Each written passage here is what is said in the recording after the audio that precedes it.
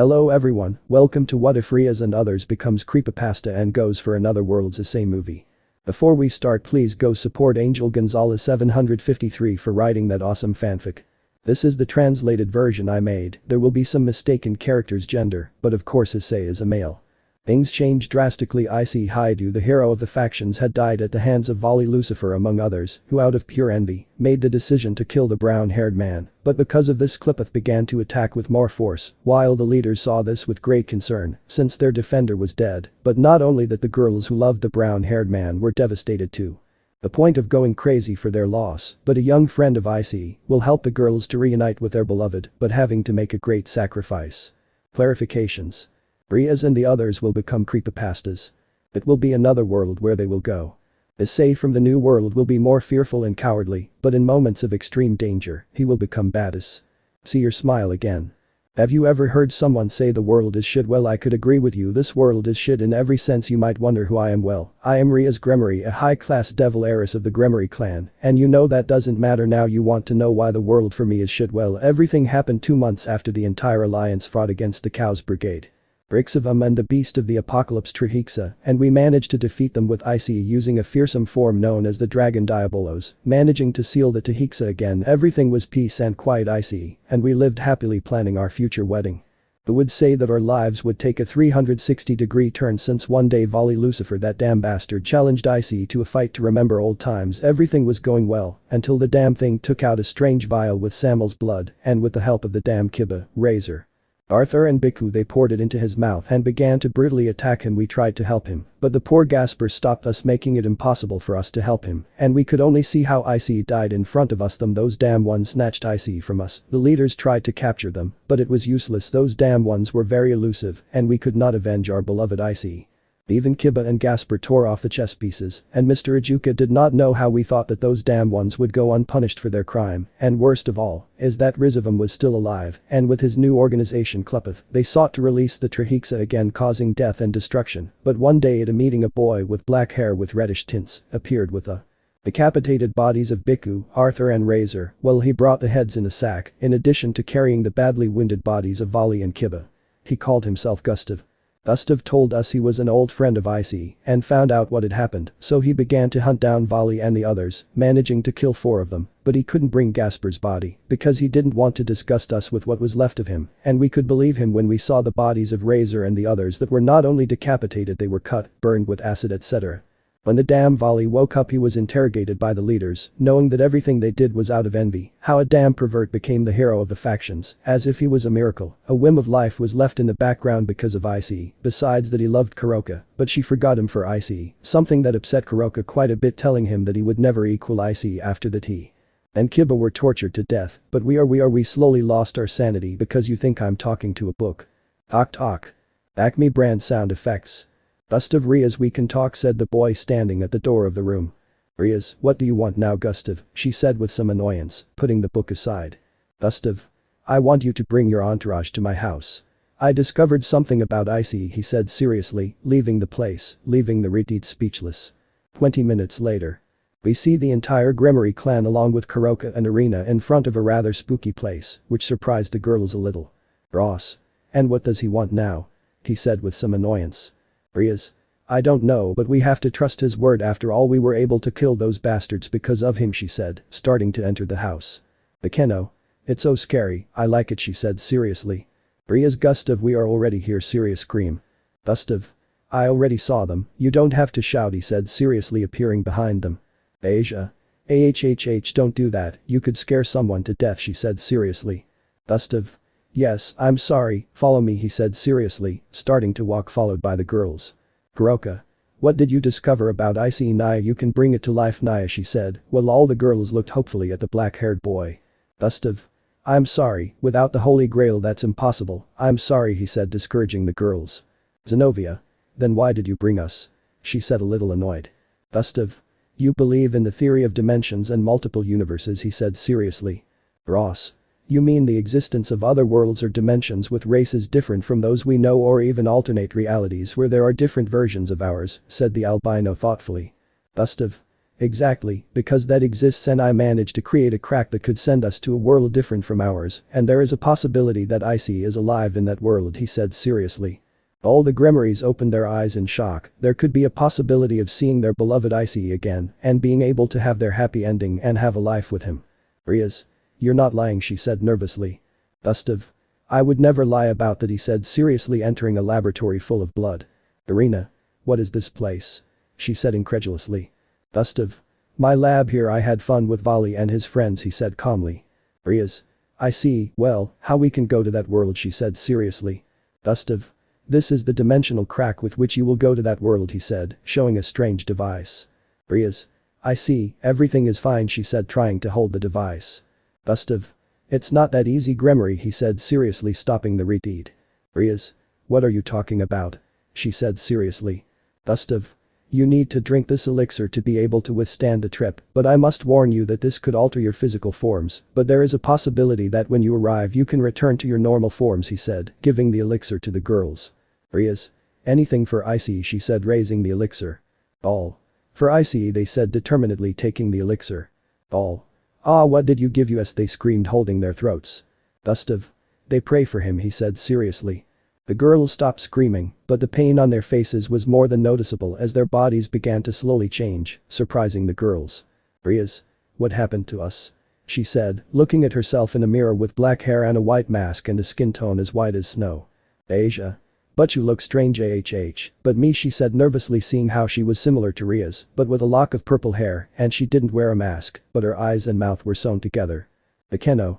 Hey, why do I feel taller? She said nervously, seeing everyone below her. Zenovia. Akeno, you don't have a face, but what happened to me, since when is my hair colored, she said, with a doctor's coat and hair of different colors. Kaneko.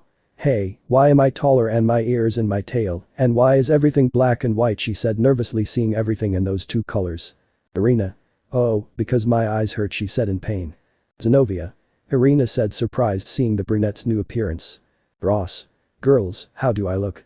She said nervously. Hiroka. Me too, she said nervously. Rias. They look scary, she said nervously, seeing a woman in a nurse's outfit and another with a red eye and a spider on her head. Ross. Hiroka. Gustave. I told you it's time to go. Rias. Yes, we go for our IC, she said seriously. The black-haired man held the crack and threw it at the girls as it lit up, alarming them. Gustave. One more thing, you have to kill yourselves from that world, good luck. At that moment the girls saw a large flash that absorbed them, leaving the black-haired man alone with a somewhat sadistic smile, watching the crack close in front of him. Gustave. Good luck, you'll need it, he said seriously as his appearance changed. Zalgo. Good luck with your madness, ha ha ha ha ha ha. New World DXD. We see the girls fall in front of a green field, falling suddenly, but not enough to fall unconscious, seeing how they were with their common appearances. Rias. Where are we? She said nervously. Asia. But we are normal now, she said calmly. Kaneko. Maybe it's a passing effect, she said nervously. Hiroka. Or maybe we can master that form, she said curiously. Rias. Yes, maybe. P could not continue because someone spoke. But you girls, what are you doing here, he said curiously. They all turned around and there in front of them was that brown-haired boy who stole their hearts, Iseei Hyoudou. All I see. Raw truth. The girls looked with tears at the man who had their greatest love taken away from them. Their emotion could not fit in their bodies so much that they pounced on him, knocking the boy down, while they held him tightly while Rias tried to kiss him, but Iseei did something unexpected. Issei.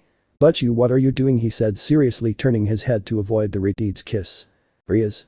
I see, what's wrong, she said, confused like the rest. Issei. But you have a boyfriend like everyone else, he said confused. Grimoires, what? They shouted confused. Issei. But what's wrong with you, why are you behaving like that? He said confused. Rias. No, it's nothing, Iseei, we were just playing, she said with a nervous smile. Issei. Playing, he said without understanding. Akeno. Yes, Iseei, it was a joke, right? We surprised you, she said nervously while everyone smiled, trying to make him believe them. Issei. I see, if they surprised me, well, I have to go fulfill my contract, he said, getting up and running, saying goodbye to the girls. Rias.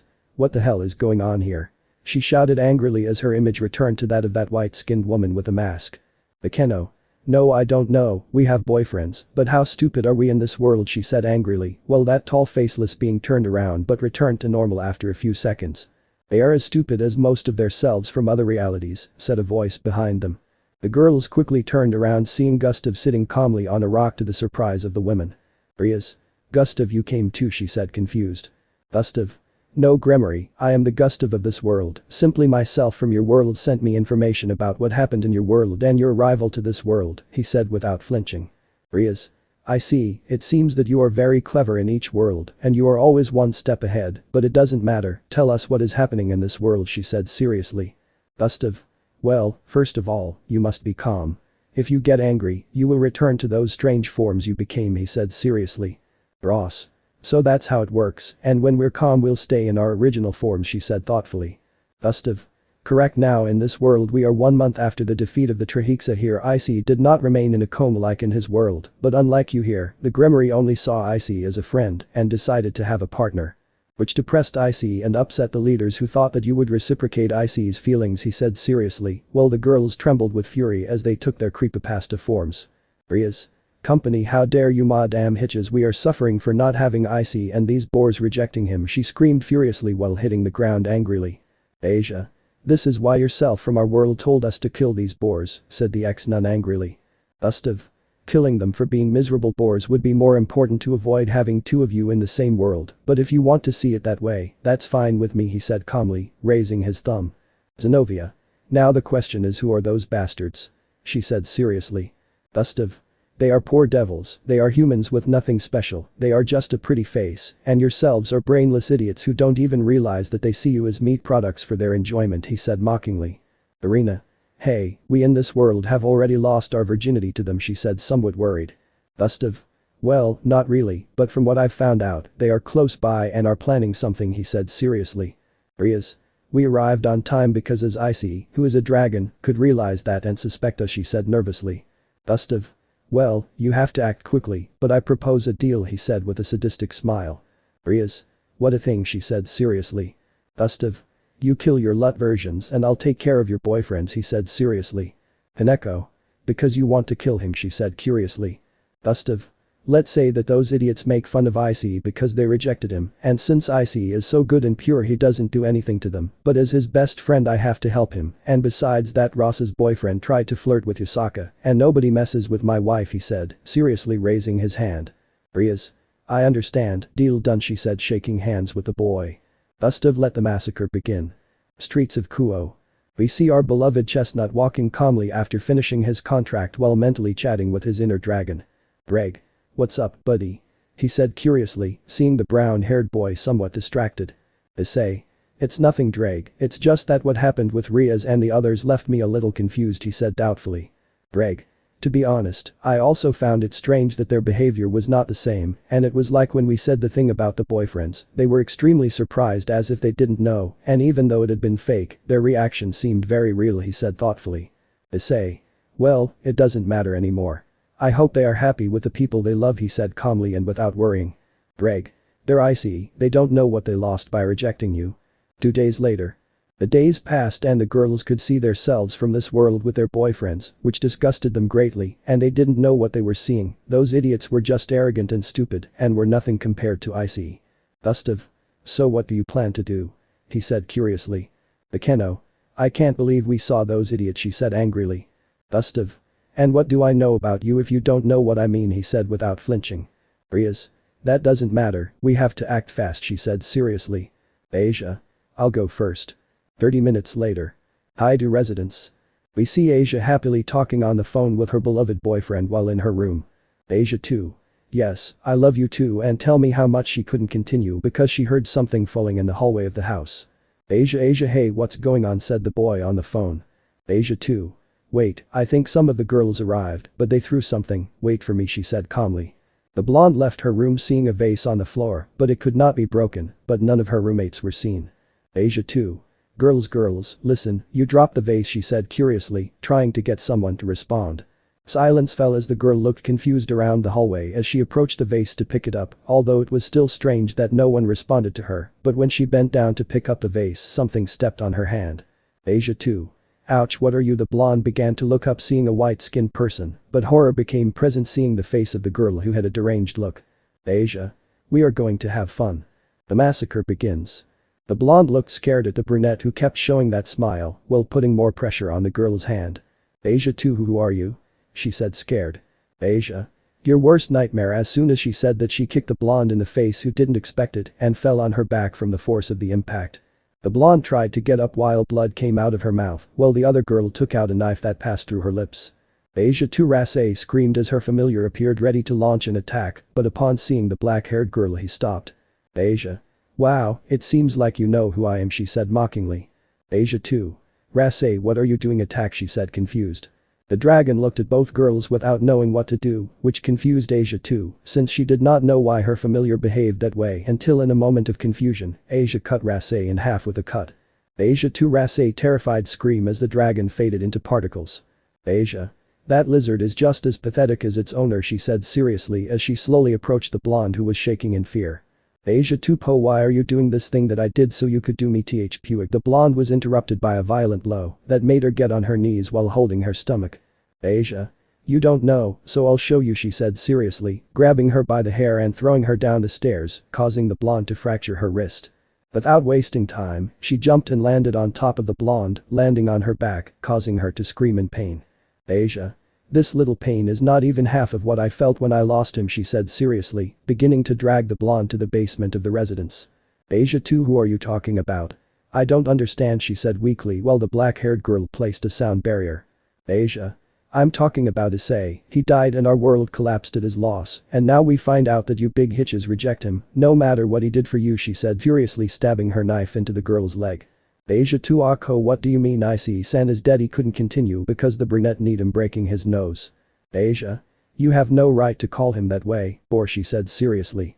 The blonde tried with all her remaining strength to create a transportation circle or a communication circle to ask for help, but something was wrong, her magic wasn't working.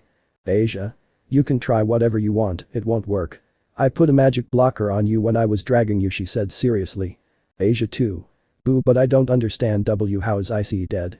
He's alive, she said, this lying on the floor. Asia.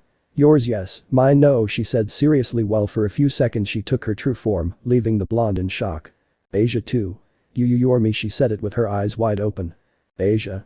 That's right, stupid, and I came to this world so I could live a happy life with Issei, but first I have to get rid of you, she said seriously while crushing the blonde's hands. Asia too. And you think you'll get away with it, but you will notice, or Eric will notice that you're not me, she said angrily, while the brunette made an annoyed face. Asia jahahahahaja of do you really think we are as stupid as you? Don't make me laugh, your pathetic president is living her last hours of life before ending up like you, and with your pathetic boyfriend I'm not worried, a friend will take care of it, and when the time comes to kill him, I'm going to enjoy it like you have no idea, he said, repeatedly stabbing the knife into the blonde's abdomen. The blonde just watched as her and another self pierced her with the knife repeatedly, and in this situation, her sacred gear was completely useless, and she had no choice but to wait for her death. Asia. Hey, if you don't scream, it's not fun, she said seriously. Asia too. Then I won't scream, I won't give you that pleasure, she said with a confident smile. Asia. I want to see you resist it, she said while taking what looked like a bowling ball that they had stored in one of the boxes in the place. Asia too. What to do, she said confused while bleeding. Asia. I'll see how much your words are worth, she said with a smile, dropping the ball on the blonde's foot. Asia too clenched her fists tightly as she bit her lip so hard that she started bleeding from her mouth, but the incredible thing was that she didn't scream, surprising the brunette. Asia. Wow, you're serious, but I'm sorry to tell you that you're about to die, so I'll let you play, she said calmly, taking some scissors. Asia too. What are you going to do with that? She said nervously. Asia. Make you scream, she said, stabbing the scissors into the blonde's left eye. Asia too. The blonde let out a scream that would terrify anyone while blood was pouring out of her eyes. Asia. Looks like I won, she said mockingly as she pulled out the scissors that had the blonde's eyeball embedded in her body as she shuddered in pain. Asia too. But you please save me, Eric, someone help, she screamed in horror. Asia.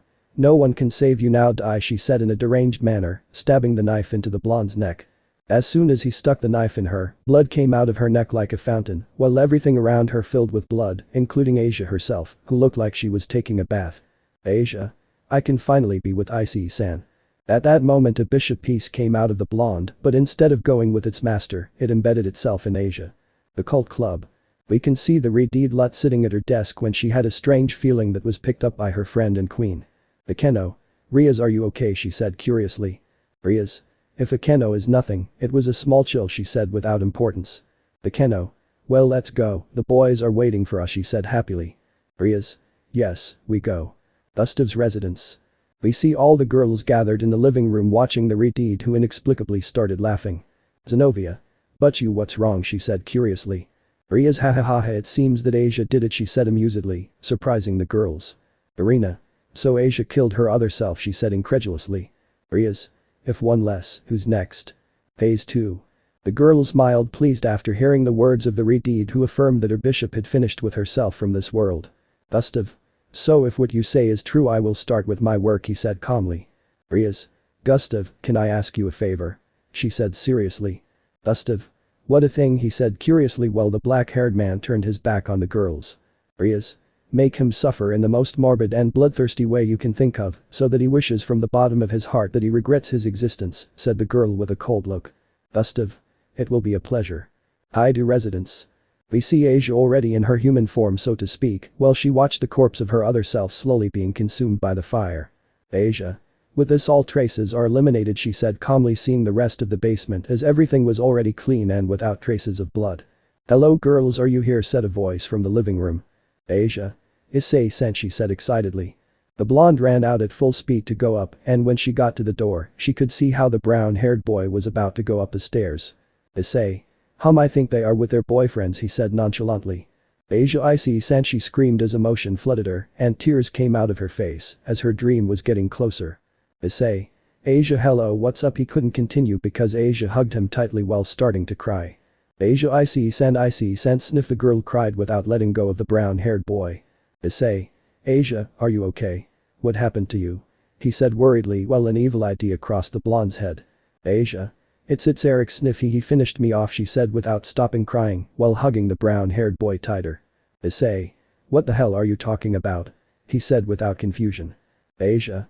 I don't know what happened, we were fine, sniff, but today while we were talking on the phone and out of nowhere he told me he couldn't stand it anymore, we broke up and he hung up on me just like that. What did I do wrong, Iseei-san? What was wrong, sniff, he said without stopping crying. Iseei. No, Asia, you didn't do anything wrong, I know that very well, you didn't fail, he said, trying to console the blonde who, without him looking at him, smiled maliciously. Asia. Thank you, Iseei-san, she said while stopping crying. Iseei. Calm down, go rest, you'll see that tomorrow everything will improve, he said with his cheerful attitude. Asia. If you're right, everything will get better. Park. Night was about to fall in the city, and a blue-haired boy with green eyes walked along the paths of the park while not missing the opportunity to see the women who passed by him. Eric, Ash, that brat doesn't answer me, I don't understand why I made her my girlfriend, he said with some annoyance. Iseei. Hello Eric, he said in a cold voice. Eric. But it's the loser Hyoudou that you want, he said with annoyance. Iseei. Kill you, he said seriously, moving at high speed, hitting him in the abdomen. Eric. Pure guy unhappy, what the hell happened to you, he couldn't continue because a small ray of light hit him in the back of the neck, knocking him unconscious. Gustave. Hey Iseei, what do you think you're doing? He said calmly from the branch of a tree. Iseei. Gustave, what are you doing here? He said a little annoyed. Gustave. Hey friend, why are you so aggressive? Are you perhaps upset because I ruined your fun? He said calmly. Iseei. I don't know what you're talking about, he said nervously.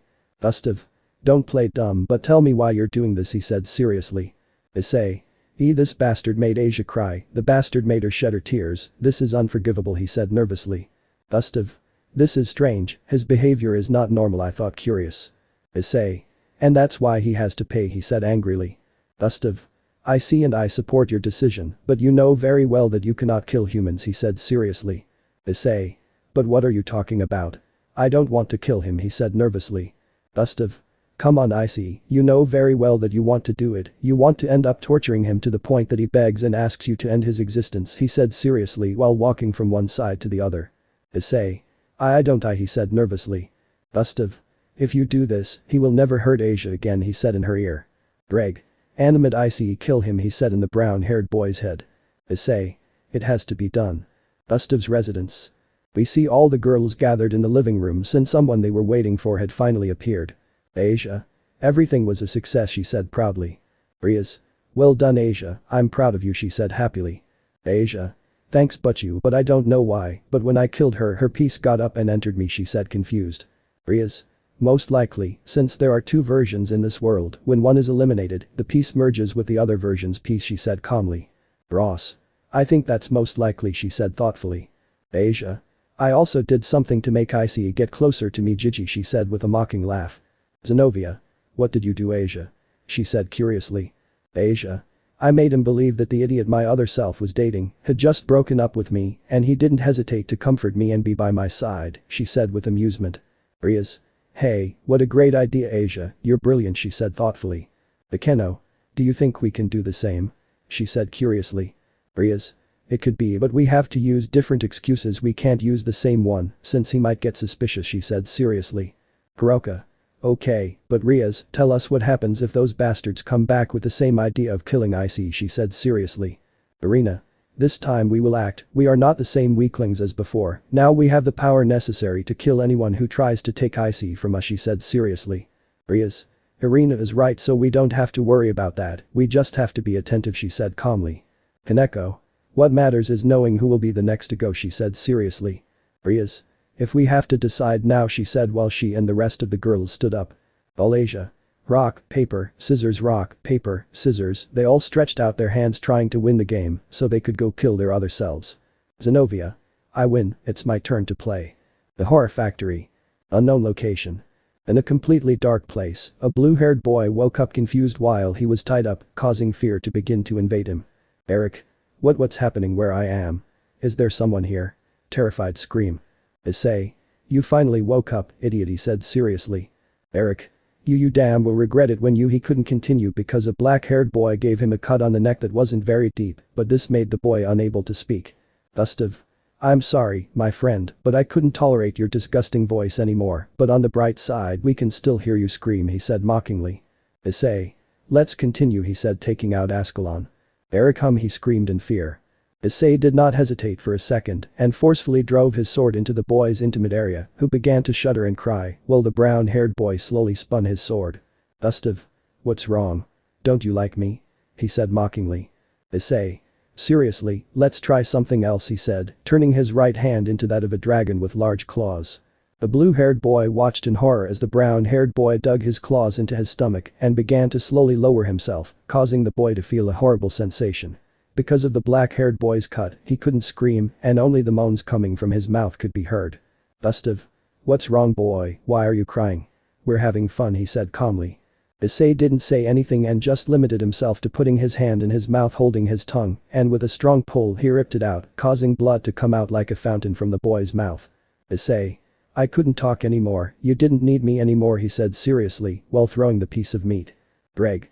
Come on mate, let's finish him off, he said seriously. Issei. Go ahead, he said seriously. The black-haired man untied the boy who no longer moved and only moaned with tears on his face. Issei.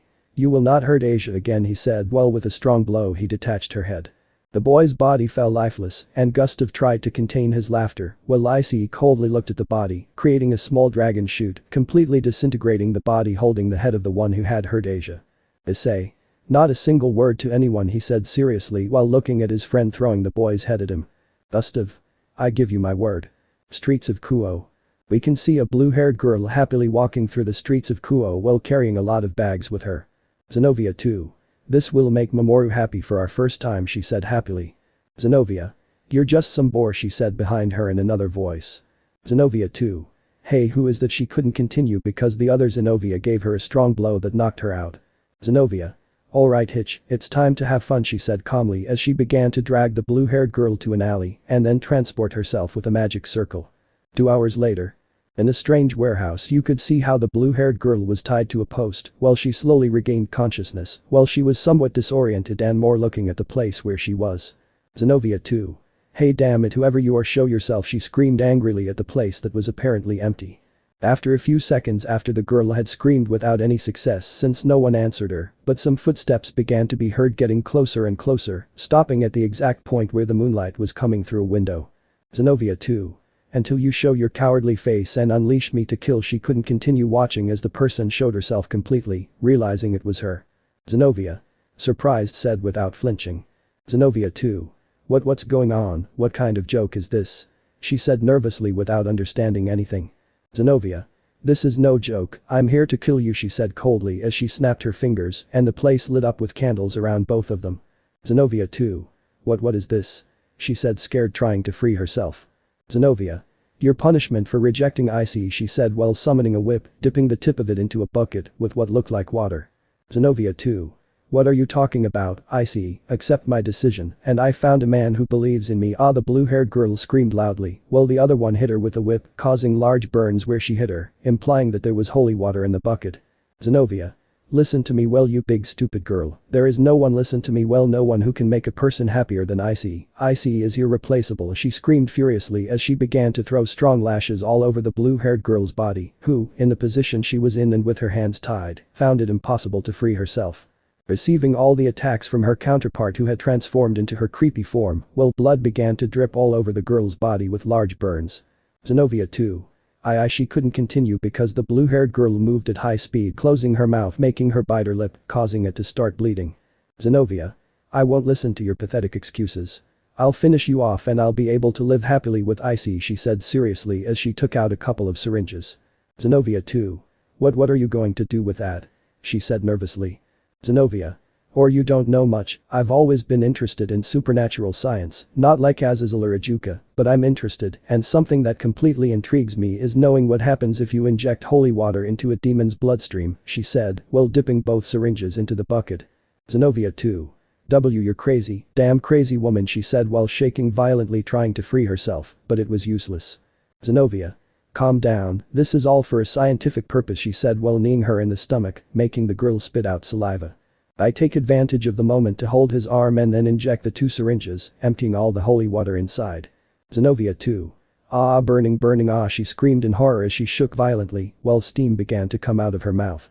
Zenovia. Well, as expected, the reaction is as expected. It only remains to be seen if it will be like spontaneous human combustion, she said seriously. Zenovia 2. Damn you, I hope you rot in hell, she screamed as her skin began to turn black and the skin began to peel off her body. Zenovia. I'm sorry but that's happening to you, she said amused. After a second the girl stopped moving while her body was completely burned and some parts of skin were peeled off, causing the little blood that was left to fall, and steam came out of her entire body. Zenovia. See you later, Hitch. Strange events. Zenovia now with a peace inside her as she looked at the cloudy sky as it began to rain, so the girl could begin to walk towards the Hyoudou residence, so she could be with her beloved. Hyoudou residence. We can see a brown-haired boy returning home a little wet since the rain had reached him, but he was greeted by a cheerful blonde. Asia. Issei-sen is okay, he's very wet, she said making a towel appear with magic and helping him dry. Issei. It's nothing, Asia, the important thing is to know how you are, he said happily, caressing the girl's head. Asia. Hey, well, I'm fine, thanks for supporting me in this difficult situation, she said, hugging the brown-haired boy. Issei. Asia, don't do that, you're going to get wet, he said embarrassed. Asia. I don't care, she said happily. Rias. Cough, what's going on here, she said curiously. Issei. Hello Butchu, he said nervously. Asia. What's wrong Butchu, I can't hug Issei, is it not allowed? She said in an annoyed way, surprising Rias. Rias. Asia. She spoke surprised at seeing her bishop's attitude. Asia. Anyway, see you Issei-san, I have things to do, she said, giving him a kiss on the cheek and retreating to her room. Rias. And now what happens to him? She said confused. Issei. I don't know, he said turning around, but his action was stopped by the sound of the door opening. Rias. Zenovia, what happened to you, she said seeing the girl all wet. Zenovia. It's not obvious that I got wet, it's raining, she said seriously, surprising the two present. Issei. Wait Zenovia, I'll bring you a toa, he couldn't finish because the blue-haired girl spoke. Zenovia.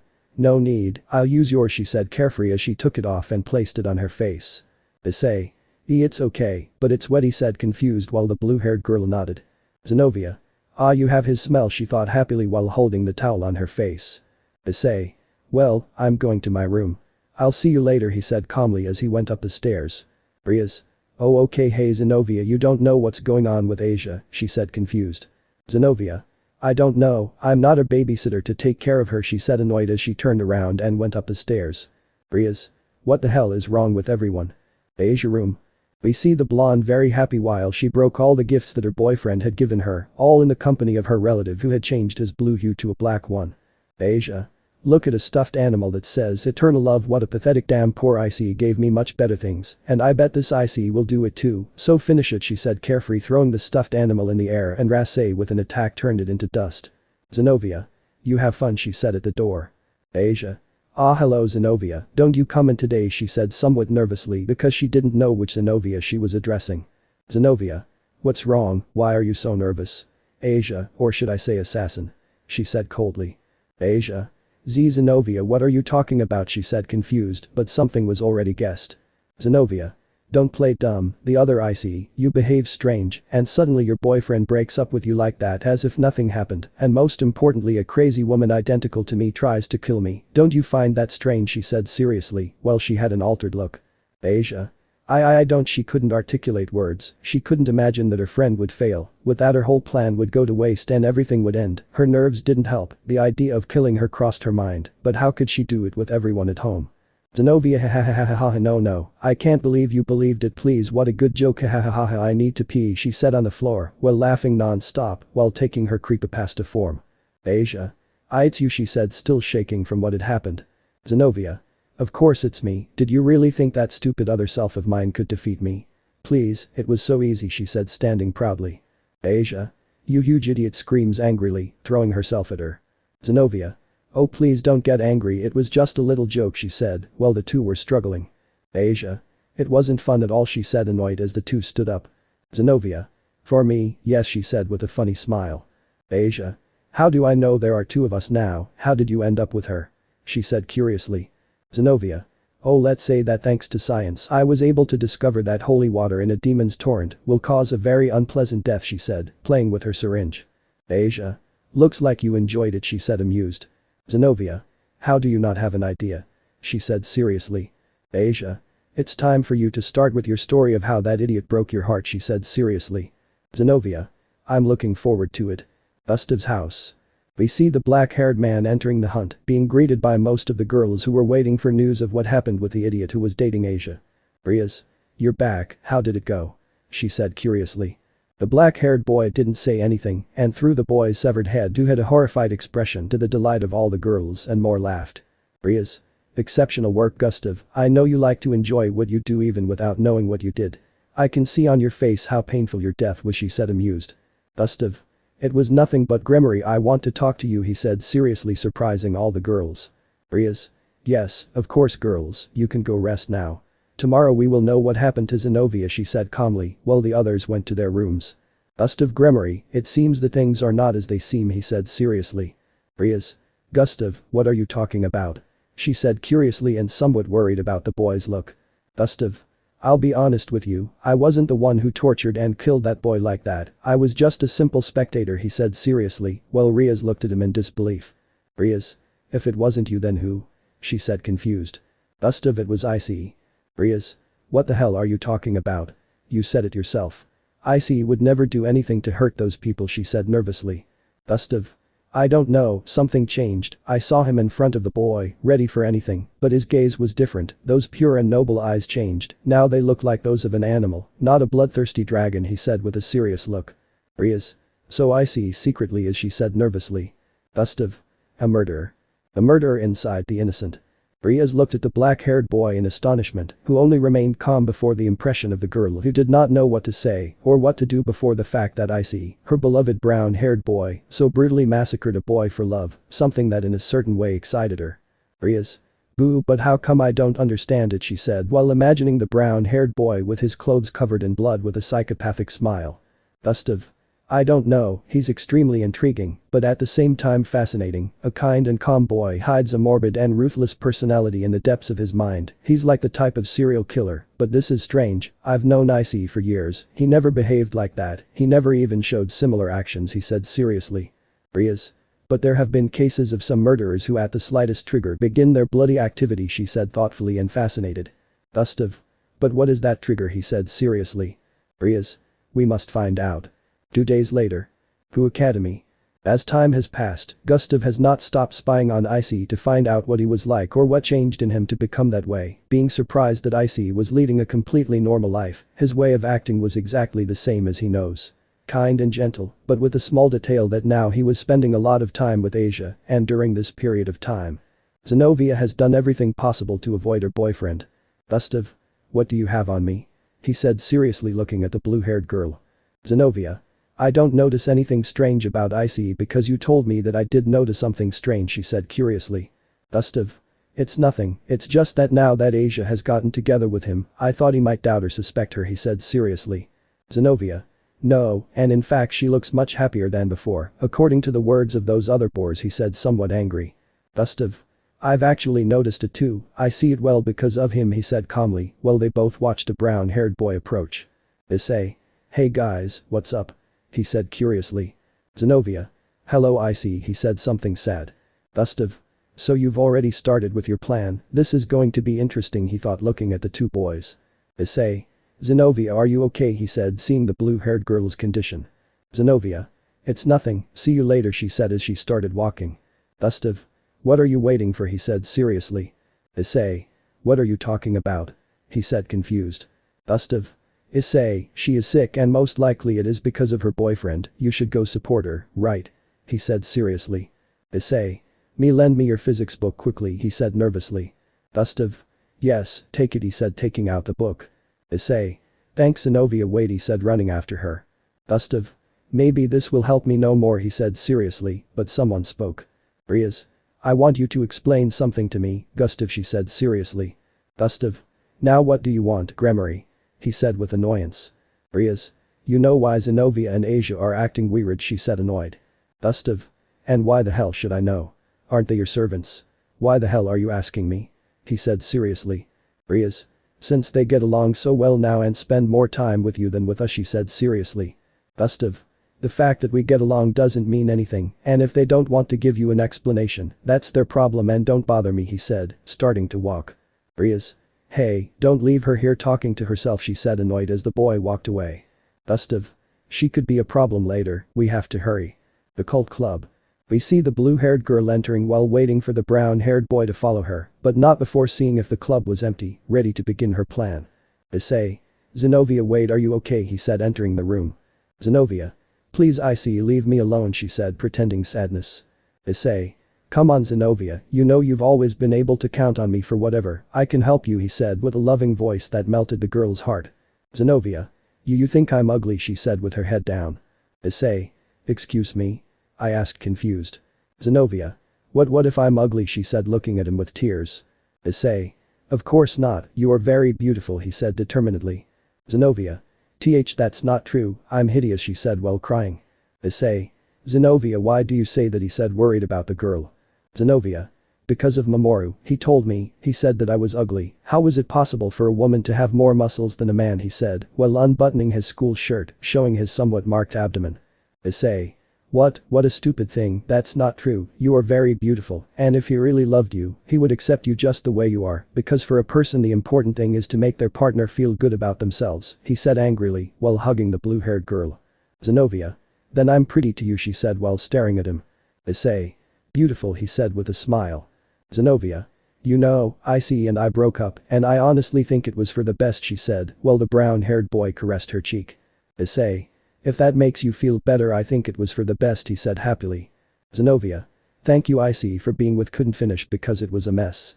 Irina. What the hell is going on here, Zenovia, how can you be unfaithful to Mamoru? She said indignantly. Issei. Hey Irina, don't misinterpret things, he said seriously. Zenovia. That's right Irina, Iseei is supporting me after I finish with that idiot, she said seriously while buttoning her shirt. Irina. Why, if you loved each other? She said confused. Zenovia. That doesn't matter to you, let's go Iseei, let's go find Asia, she said, holding the brown-haired boy and taking him by the hand, leaving the brown-haired boy alone. Irina. Boo, but what just happened? Gustave's house. We see Rias quite thoughtful after what she had talked with Gustave, and more that she couldn't stop thinking about a murderous Iseei. Akeno. Rias, we are ready to decide who will be next, she said seriously. Rias. Come on, let's go. I have something I want to tell you, she said seriously, while the two girls went to where the others were. Irina. Let's get started now, she said happily. Rias.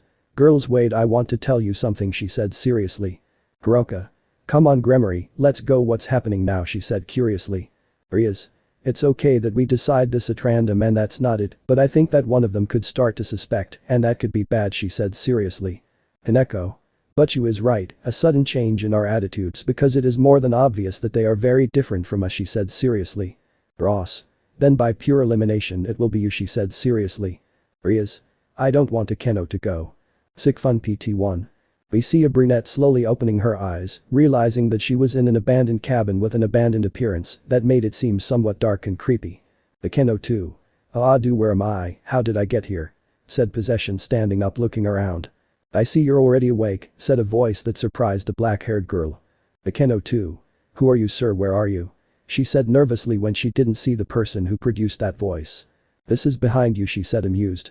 The girl turned around, getting a big scare when she saw a being more than 2 meters long, thin and with white skin, but the most terrifying thing was the fact that it had no face, it was just a blank face. Akeno too, who are you? She said nervously while trying to look brave. Akeno. Oh, sorry, it's more than clear that you wouldn't recognize me. I'm sorry, maybe you'll know who I am if I do this, she said calmly as she returned to normal, leaving the brunette in shock. Akeno too, I impossible, it's me, she said nervously. Akeno.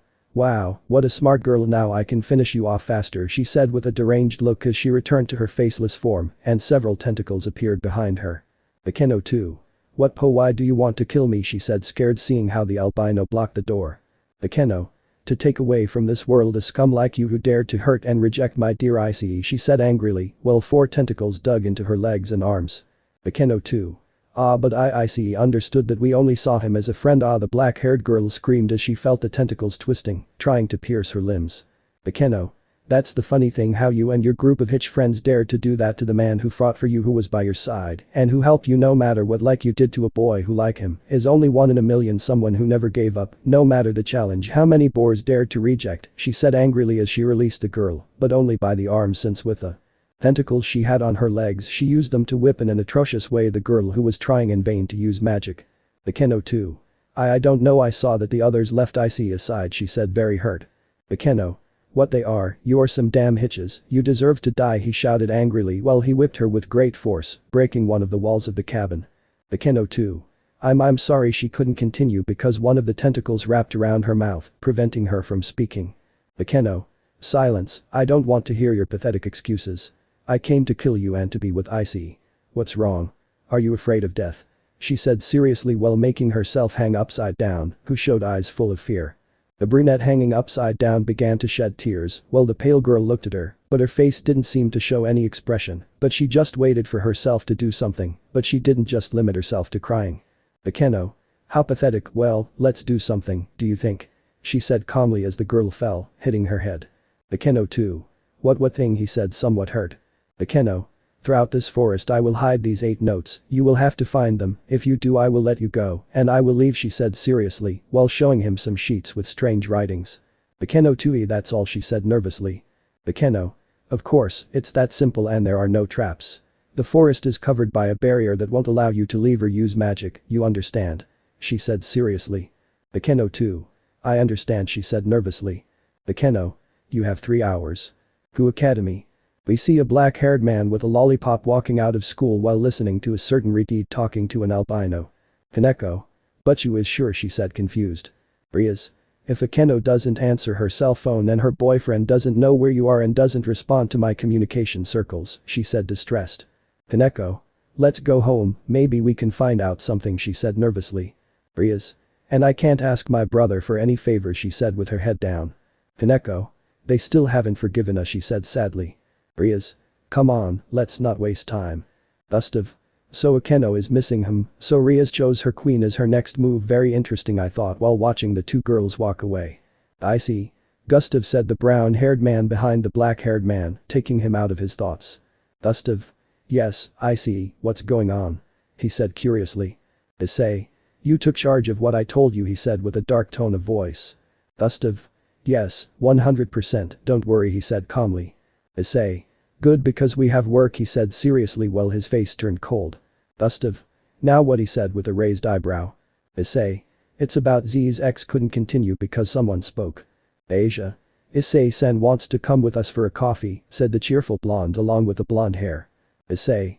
I'm sorry Asia, I'd love to, but I have something to do, he said nervously. Zenovia. Really, well, it's a shame, she said sadly. Gustave. Girls, what we are going to do is something very important, he said seriously while the girls understood when they saw the boy's seriousness. Asia. Okay, see you at home, she said happily while the 2 gave her a kiss on the cheek. Issei. Okay, he said happily as the 2 girls left. Gustave. And then, he said curiously. Issei. let's get to work. Unknown forest. We see a brunette running through the cold and desolate forest that curiously was the same and seemed to have no end. Akeno too. Where are they, she said nervously looking at the trees, seeing one of the leaves on the ground. Akeno too. If I already have one I can do it. Then she couldn't finish because she heard a voice behind her. Akeno said calmly as the girl turned around looking at a woman similar to her with a blue ribbon holding her hair. Akeno too. Mama. Sick fun PT too. The girl was in shock, she couldn't believe that her mother, the woman she saw die, was standing in front of her with that beauty that always characterized her, while she showed a calm smile. Akeno too. Mama screamed with tears while hugging the woman. Shuri. How dare you touch me, you disgusting brat, she said while pushing the brunette, who fell in surprise. Akeno too. Mama why, she said confused. Shuri. It's not obvious, stupid, because of you, I lost my life, she said with a look of hatred. Akeno too. No, that's not true, you protected me, she said scared. Shuri. Well, that did happen. I lost my life defending the life of a disgusting boar like you, she said as her face slowly began to deform. Akeno too. No, it's not a lie, my mother would never say that, she screamed with her hands on her head. Shuri. How could I have had a daughter like you? I would have better aborted her, maybe she would still be alive, she spoke with a dark voice with her atrocious appearance that still retained some human parts. Akeno too. This is not real, she said scared as she ran from the place. Shuri. You are the worst thing that has ever happened to me in my life. The brunette ran with tears in her eyes, trying to clear her mind, trying to forget what she had just seen without realizing that behind one of the trees, a certain pale figure was watching all this with satisfaction. Akeno. I will destroy you both physically and mentally, I swear. Streets of Ku. We see a brown-haired and still black-haired man walking through some alleys, while our protagonist showed that cold look again. Issei. You understand me right, we have to make this bastard suffer like never before, we have to surpass what we did with that idiot Eric, he said seriously. Gustave. Yes, I understand, he said calmly. Issei. Drake, do you have anyone who could help us? He said while summoning his glove without anyone seeing it. Drake. Well, they could, the dragon spoke to his companion, while Gustave had some ideas in mind. Gustave.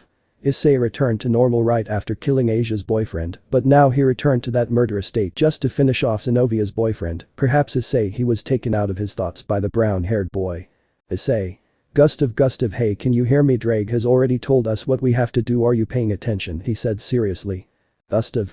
Yes, I was just thinking about how that bastard will suffer, he said seriously. Issei. Then come on, run, the idiot Mamoru is ahead, he said starting to run. Gustave. Issei, I already discovered the truth. 1 hour later. Unknown forest. We see the brunette with half of the notes already found while she was shown agitated and somewhat tired while showing some slight cuts on her arms and legs that still had the serious wounds caused by her other self before the game. Akeno too. Yeah, I'm almost done with 4 more and this is over, she said leaning on a tree. But look at you, you're a mess, said a familiar voice behind her. Akeno too. Rias, she said nervously turning around seeing not only Rias but also her entire entourage. Rias. Hi Akeno, what happened to you? She said curiously. Akeno too. I don't have time, I need your help to find 4 notes like this. There is a creature similar to me, but it can turn into a morbid being without a face, and to escape from its game, I have to find 08 notes, she said nervously and upset looking everywhere. Asia. Hey, slow down, you bucking Fulin woman, she said calmly. Akeno too. No, you are not real either, you are also products created by her, she said nervously as she backed away. Zenovia. What are you talking about, Hitch? You disappeared like 4 months ago and in that time we realized our mistakes, she said seriously. Akeno too. Mistakes, what are you talking about? She said confused. Kaneko. What more than your stupidity of rejecting Iseei and having human boyfriends, we realized that Iseei is the one we love and without you, you big bore, we will be happy, she said calmly while Akeno watched how the girls were in wedding dresses and Iseei in a very elegant suit. Akeno too. Boo, but if this was Ria's idea, no, not mine, she said confused. Rias. Shut up Hitch, don't try to blame me, that was all your idea, she said while Iseei hugged her waist. Issei. Yes, disgusting fall, don't try to blame someone for your actions and let us live happily, he said seriously. Irina. And the best thing is that you won't be there, she said happily. Issei. Thanks for getting out of our lives, he said with a big smile. Akeno too. This isn't real madame, she said while seeing that she was lying on the floor with 4 notes next to her. Akeno. Come on, this is getting more and more fun, she said calmly as she disappeared. 1 hour and 40 minutes later. We see the brunette running with total desperation on her face, since she only had 5 minutes left until time ran out and she only had one note left to find, but the forest seemed to get bigger every second. Akeno too. There it is, I scream as I see the last note nailed to a tree. The brunette looked in all directions before taking it to make sure there was no unpleasant surprise waiting for her and finally decided to take it, feeling her magic return. Akeno, is it you, said an older man while looking at the girl. Akeno too, papa, she said nervously looking at Barakiel. Barakiel. Oh daughter, are you okay? You've been missing for hours. I was getting worried, he said, hugging the black-haired girl. Akeno too. You're not real, she said euphorically as she pierced the man's chest with her hand charged with magic. Barakiel. Akeno, what happened to you? He couldn't continue because the black-haired girl decapitated him without hesitation. Akeno too, ha, I beat you. I found that she couldn't continue because she felt the blood dripping from her father's body to her feet. The brunette slowly realized that it was not an illusion, the man who had just mercilessly murdered was her father, something that made her tremble, as she understood what the other was trying to do to squeeze her sanity to the point that she did not recognize what was real and what was not. Akeno too. Papa, she screamed nervously while hugging her father's head. Akeno. And the theater is over, he said, appearing behind her while holding her legs, making her hang upside down. Akeno too. No, I won the game, I found the notes I won. She couldn't continue because the girl pulled both of her legs hard, breaking the brunette's body. Akeno. Whether you win or lose, you'll die anyway. The dark secret. We see two boys still with black hair and a brown-haired boy jumping through the buildings, while Iseei was carrying a sack that had some red stains, but the boy looked very satisfied after what had happened. Gustave. Hey buddy, don't you think it was a bit excessive? He said curiously. Issei. Not at all, he said without worries. Gustave. Seriously, you cut off his member and made him eat it, he said a little disgusted. Issei. He deserved it, although it would have been better if he had also eaten the testicles, he said with annoyance. Gustave. You're sick, my friend, he said, amused. Issei. I know, but the idea wasn't mine, but Drake's, he deserves the credit, don't worry. Gustave. Yes, I think so, you want me to get rid of the body, he said curiously. Issei. If it's not too much trouble, he said calmly. Gustave. Of course not, give me the bag, he said calmly while the brown-haired boy gave it to him. Issei. Well, see you tomorrow, he said, turning around. Gustave. I'm sorry Iseei, he said seriously. Issei. What are you talking about? He couldn't continue because the black-haired man gave him a quick blow to the back of the neck, knocking him out. Gustave. It's time to test my theory. Hi to residents. We see an extremely nervous Rias as she looked at the clock, showing that it was already late and she had not received news from her queen, which worried her while trying to be calmed by her two towers. Rias. Where the hell could it be? She said nervously. Kaneko. Calm down, but you Akeno-san can take care of herself, she said a little calmer. Ross. If Rias calmed down, what if Akeno already had a little action with Zack, she said somewhat blushed. Rias. You think, she said thoughtfully. Ross. Yes, most likely because it was something special, he didn't want to tell us anything, she said calmly. Rias. Could it be she couldn't continue when she saw how the door opened revealing the aforementioned. Rias. Ross. Kaneko. Akeno, they said in unison. Akeno. Yes, what's happening, she said curiously. Rias. What's going on where you were? Why didn't you answer my calls or my communication circles? She said a little upset. Akeno. First, you're not my mother to give you explanations, second, my cell phone ran out of battery, and third, I wanted to have some time alone to rest, that's why I didn't answer your magic circles. Understood, we don't have to be close to you all the time, yes, we are your entourage, but that doesn't mean we have to be by your side 24 hours a day, she said annoyed. Ross. Akeno, please calm down. Rias, I was just worried about you, she said, somewhat annoyed by her partner's behavior. Akeno. I understand, but how is it possible? I was only missing for 6-7 hours. Please, if there was no response from me for 2 days, I'll pass them on to you, but don't worry. It wasn't even half a day that I was out and I'm very tired, so I'm going to sleep, she said angrily, going up the stairs. Rias. Now what's happening to her too? Building Scourge. We can see the black-haired man in a lotus pose while he had one hand on the brown-haired man's head while he remained unconscious. Gustave, here we go, invasion, he said while closing his eyes. At that moment the black-haired boy entered the brown-haired boy's mind, finding a rather dark place. Gustave. How curious, this place seems empty, I don't even remember how strange, he said curious. How dare you invade my partner's mind, said a rather thick voice. Gustave. Who are you, he said seriously. What do you mean, who am I? Are you an idiot? I'm Drake, he said, annoyed. Gustave. And why should I believe you? You don't sound like him, you sound very different, and if you were Drake you would have appeared in front of me, he said seriously. Drake. Brett, you're starting to bother me, and I don't recommend that you do it in this place, since here I can use my power, he said very angry. Gustave. Seriously, go ahead and try it, he said in a challenging manner. Drake, it's over, I'll kill you, he couldn't continue because a voice interrupted him. Drake, stop acting so childish, said a voice somewhat familiar to the black-haired man, while footsteps began to be heard in that infinite darkness. Gustave. Now who are you? He said seriously. What's wrong, don't you remember me, friend? Said a voice while a very familiar silhouette appeared but with some differences. Gustave Issei. Gustave's house. We see Ireide looking at the bright moon that was shining tonight while she had a big dilemma in her head whether to talk to the girls about what she learned about Iseei or wait for Gustave to give her more information. Rias, are you okay, she said curiously. Rias. Yes, I'm fine, I was just thinking, she said calmly. Ross. You'll probably laugh, she said doubtfully. Rias. Don't worry, he said without looking at her. Ross. Okay, but remember, ever since Iseei died we made a promise to keep secret, she said calmly as she turned around. Rias. Ross, wait, she said a little nervously. Ross. Yes, it is happening, she said curiously. Rias. Gather the girls, we need to talk. Issei's mind. Gustave was somewhat surprised since in front of him was Iseei, but he looked very different, one could even say that he was an evil being, and his macabre smile did not help any more in that. Issei. What's up, friend, you seem surprised, he said curiously. Gustave. Who are you? He said coldly. Issei. What the hell are you talking about? I'm Issei, he said with a calm smile. Gustave. Don't try to make me look stupid, who are you? He said seriously. Issei. Nothing escapes you, right? Well, you'll see how I explain it to you. I'm Issei, but at the same time he's not here, he said, showing a brown-haired Issei tied up with chains, but he was unconscious, or so it seemed. Gustave. So I was right, Iseei has two personalities, he said seriously. Issei. No, I would say that I am the Issei that he always wanted to be, he said seriously. Gustave. The Iseei he always wanted to be, he said curiously. Issei. It's correct, I was born from his hatred, his pain and his resentment. It's funny, you know, when we accepted the girl's decision, we thought that the pain would end, but no, the pain was always growing and activated the damn dragon fall, you know, the damn agony that is that.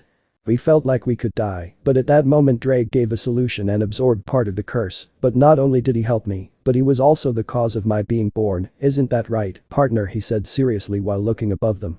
Gustave. Drake said incredulously, looking at a black dragon with flames on its body. Drake. What's up, surprised Brady said seriously. Issei. Yes, Gustave, maybe you don't like the change in Drake, we never thought that our connection would create this transformation in him, but you must admit that it's great, he said calmly. Gustave. But why do you act from time to time, because only when it comes to getting rid of those boys do you appear, he said seriously. Issei. It's not obvious now that we have a chance, those idiots wasted their time with the girls we've always loved, and that's why we're both indispensable, one to win her heart, the other to kill those bastards and avoid future consequences, he said seriously. Gustave. And what will happen if you have the opportunity to return with your entire harem? You will kill all the boys and then what? He said seriously. Issei. Easy, we'll be one again, you see, I can't act if he's awake, since he's so kind that he can't allow me to kill those idiots, but thanks to Drake he's unconscious, and I can do whatever I want without limitations. Now, after this, you'll be with me or against me, he said seriously, stretching out his hand. Gustave, I'm with you. The guardian of this dark world. The sky was rumbling and a huge storm was about to fall, but on top of a building, we see two boys waking up from a kind of trance to stare at each other while smiling with a sadistic smile. I see. Then I can count on you, friend, he said while looking at the black-haired man who just smiled. Gustave. Of course, he said seriously. Issei. See you later. The brown-haired boy spoke before disappearing at high speed while leaving the black-haired man on the roof of the building while he watched as his friend walked away and turned around and left the place. Gustave. This is getting more and more interesting. Gustave's residence. We see all the girls left in the group looking at Ireide, who did not remove her serious face, which alarmed and worried the girls. Irina. Okay, Rias, tell us what's going on, she said doubtfully. Rias. Well girls, I know we're not all here, but this is of utmost importance and it has to do with Iseei, she said seriously. Kuroka. What happened to you? She screamed worriedly while her sister tensed up. Rias. No, he's fine, well, I don't know how to say it, she couldn't continue because Gustave interrupted her. Gustave. He has a multiple personality disorder, he said from the door. Ross. Oh, what do you mean Issei has different personalities, he said in shock like the rest. Gustave. It's correct, but they are not multiple personalities, since there is only one. In a few words, there are two Issei in the same body, he said seriously. Rias. What, but I thought that she couldn't continue because the black-haired boy interrupted her again. Gustave. Yes, Rias Issei is a murderer, but not the Issei that you saw and knew. The one who kills is his other personality, a being without mercy, a being thirsty for blood, he said seriously. Irina. Wait, you're telling me that Issei has a second personality that is a murderer, she said incredulously. Gustave. That's right, this Issei was created by the pain caused by the rejection of his selves in this world, unleashing a strange disease called dragonfall, which consists of slowly killing the dragon after the rejection or betrayal of the dragon's partner, but thanks to Drag, Issei was able to survive, but that created the murderer and isolated the good and kind Issei. The one we normally see at school, he said seriously while he remained thoughtful. Kaneko. And what is the second Issei looking for? She said confused. Gustave. To be honest, he wouldn't have any reason since his good side accepted his relationship with the idiots, but now that you appeared, you gave him a chance by killing those idiots, so he could be with you, he said seriously. Kuroka. How romantic, he kills for us, I can't wait for the moment to finally be together and see our beautiful kittens, Naya, she said in a very loving way like the others. Gustave. It seems that you and he are made for each other, he said with a drop of sweat on his head. Rias. Gustave, what are you talking about? She said seriously while all the girls looked at him the same way, raising their auras a little. Gustave.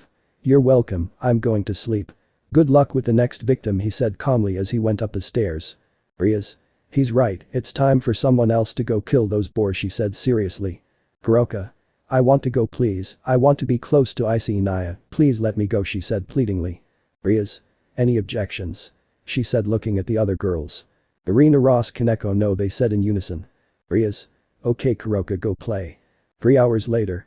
We can see a black-haired man lying in his bed, but from one moment to the next, he found himself in a desolate and desert plain. Well, he looked somewhat confused at the place, but quickly a voice caught his attention. I see you're doing an excellent job, Gustave.exe, said the voice above him. Gustave. My lord, it's you, he said, seeing a strange man with strange clothes, but the most striking thing was a mask that covered his face. Drift. That's right, now show me your true self, he said seriously as the black-haired man began to alter his form, taking on a strange shape of a terrifying blue-colored being. Sonic.exe. My lord, to whom do I owe your visit? He said nervously as he knelt down. Drift. I came to see your work in this dimension, and I must admit that you continue to do an exceptional job, he said calmly, while floating from one side to the other. Sonic.exe. I appreciate your words, I try to do my best, he said nervously. Drift. Calm down, don't be so nervous, you just need to guard one more dimension, and your debt will be settled, he said calmly. Sonic.exe. Are you serious? That means he couldn't finish because a whirlpool opened revealing two brunettes. One was a beautiful woman and the other was a little girl. Drift. If you will see your wife and your daughter again, although it is curious, it is very rare to see a female version of Issei, and not only that, you fell in love with her and gave her a family, it is a pity that her harem of men caused such stupidity for you to destroy that dimension, he said curiously. Sonic.exe. But you helped us, you allowed us to live in another world, so that Isari, Canny and I could live happily, he said with his head down. Drift. If you don't have to remind me, and you shouldn't forget our deal, you will help 24 Isseis to have a happy ending, currently you have 22, if you manage to take this Issei with double personality to a happy life, you will only have one Issei left, and you can return with them, so don't ruin it while I'm leaving, I have to see the end of the universe that causes algo in the dimension where the memories come from, remember, don't ruin it, he said as he disappeared as well as the place, while the black-haired man opened his eyes, seeing that he was in his room in his human form. Gustave. I won't do it. Hi to residents. We can see Zenovia and Asia talking very interested with Akeno, who had just revealed to them that she had already taken care of her boar version and told them in detail how she ended her life, and now they were only planning how to get closer to Issei and go see Rias to talk to her. Akeno. Okay girls, we have everything ready, we just have to wait, she said anxiously. Asia. Yes, but you will be very happy, she couldn't continue because she heard footsteps. Zenovia. Who will be awake at this hour, she said in a whisper. Akeno. I don't know, she said the same way while they opened the door. The three of them. I see, they said in unison, seeing the brown-haired boy walking down the hall. Issei. Hey girls, having a sleepover, he said curiously. Akeno. Issei, what are you doing up so late? She said curiously. Issei. Nothing, just a little work. Questions?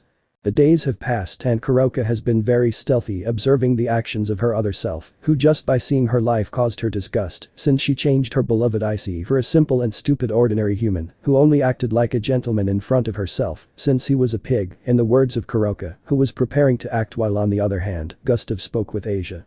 Zenovia and Akeno explaining Iseei's mental problems, which surprised them but they didn't care, moreover they liked the fact that Iseei was a murderer. Issei. Hello, how are you? He said calmly, looking at the girls and the black-haired boy. Akeno. Hello Iseei, where were you? She said very happily hugging the brown-haired boy, making his head rest between her breasts. Issei. Akeno no I can't breathe he said nervously. Zenovia. Akeno, relax, you don't want him to die too, he said in the brunette's hatred, making her let go. Akeno. Sorry Iseei she said sadly. Issei. Don't worry, everything's fine he said happily. Asia. Well, Iseei-san, where were you? We were already getting worried she said curiously. Issei. Well, it's just that I had a last-minute contract and I had to go quickly. I'm sorry you were worried he said sadly. Gustave. The important thing is that you arrived on time he couldn't continue because someone interrupted him. Kaneko. Guys, Butchu wants to talk to you she said seriously. Gustave. Hey, your mistress is very annoying he said while relaxing. Zenovia. Yes, we already realized she said somewhat annoyed. Issei. Girls, don't get angry, let's go he said happily. Asia. Since she said with disgust. Issei.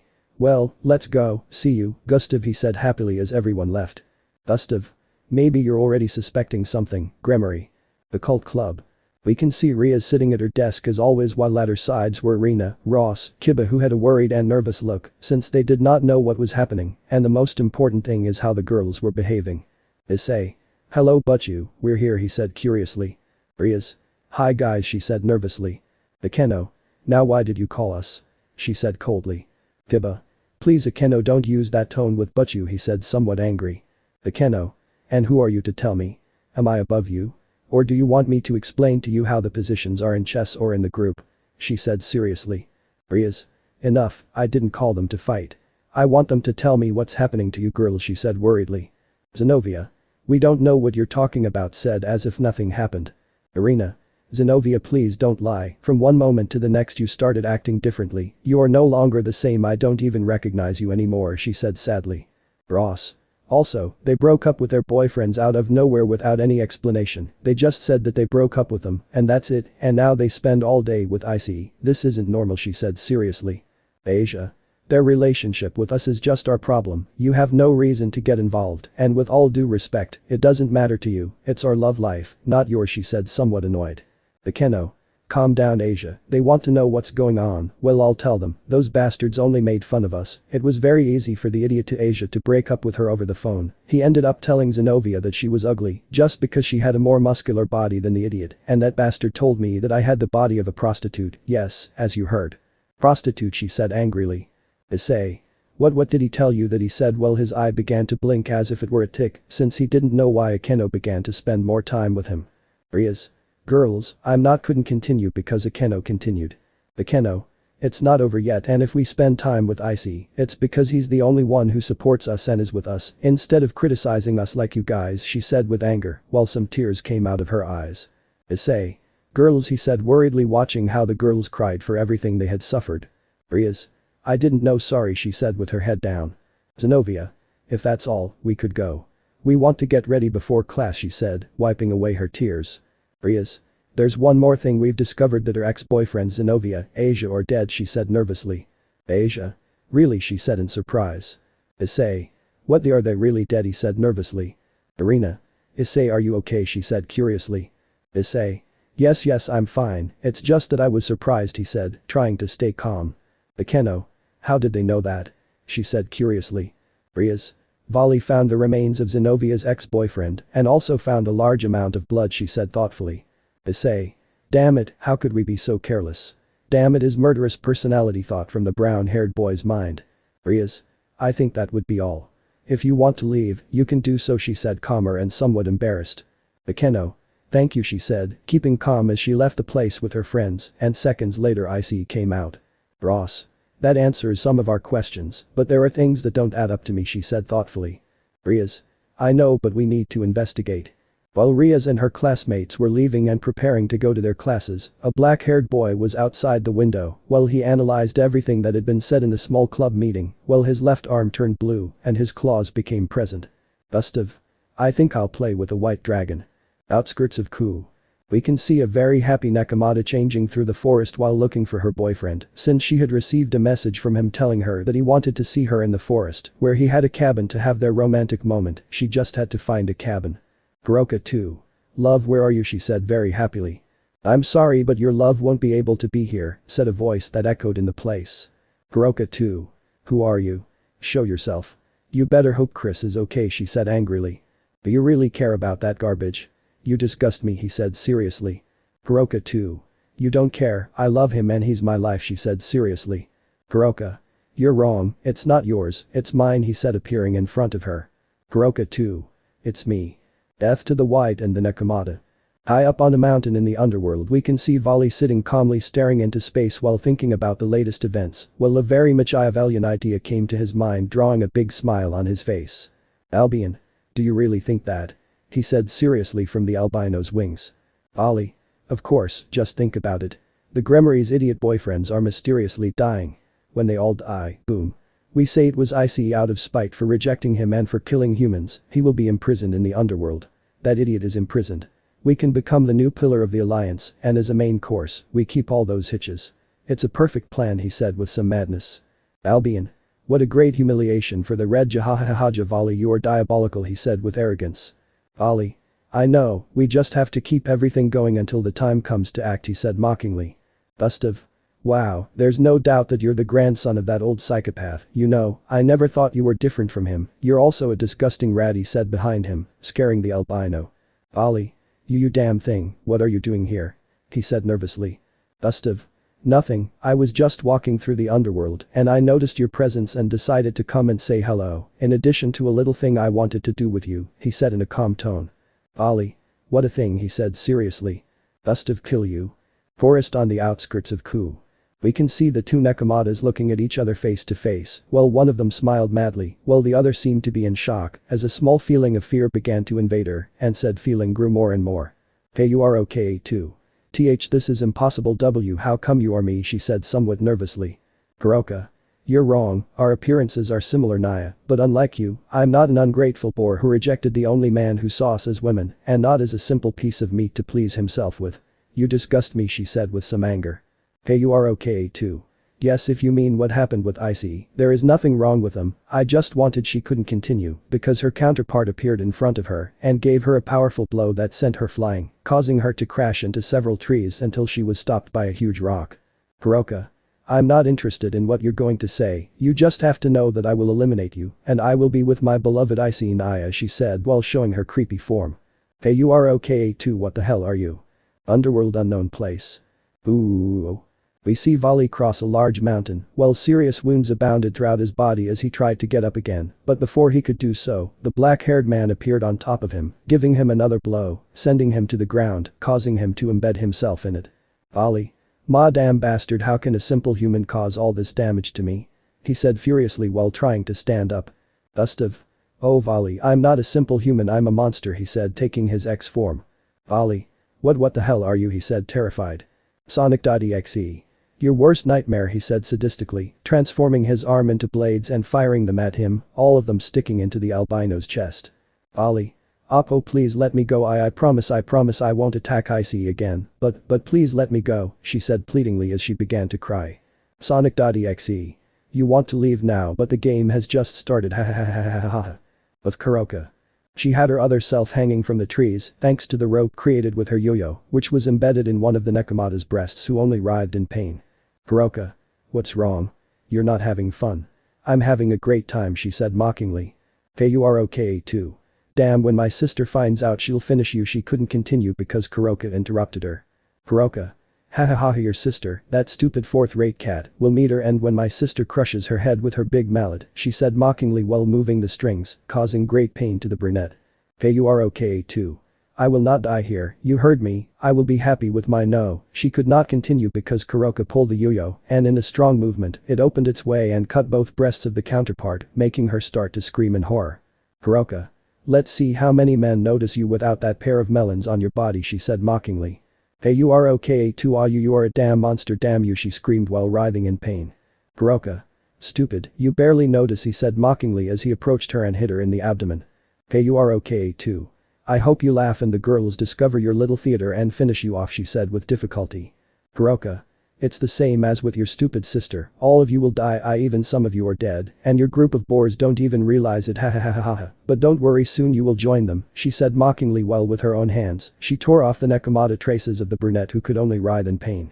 Hey, you are okay too. Kaneko sniffed, please someone please help, sweetheart, I don't want to die, she couldn't continue because Kuroka with a quick movement decapitated the brunette. Kuroka. Well, it became a reality, she said as her yo-yo returned to her hand and returned to normal. Kaneko.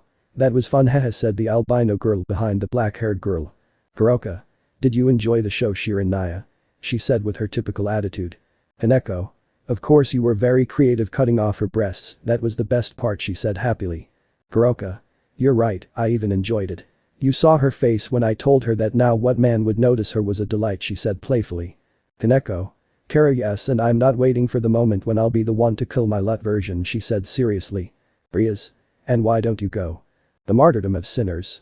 The rain began to fall through the streets of Ku while we see a chestnut tree at a bus stop very thoughtful due to the latest events that have occurred around his life since in the face of so much darkness the light was beginning to emerge. Now he was with several women who still love him, but he knows that he has to go little by little, he should not rush things.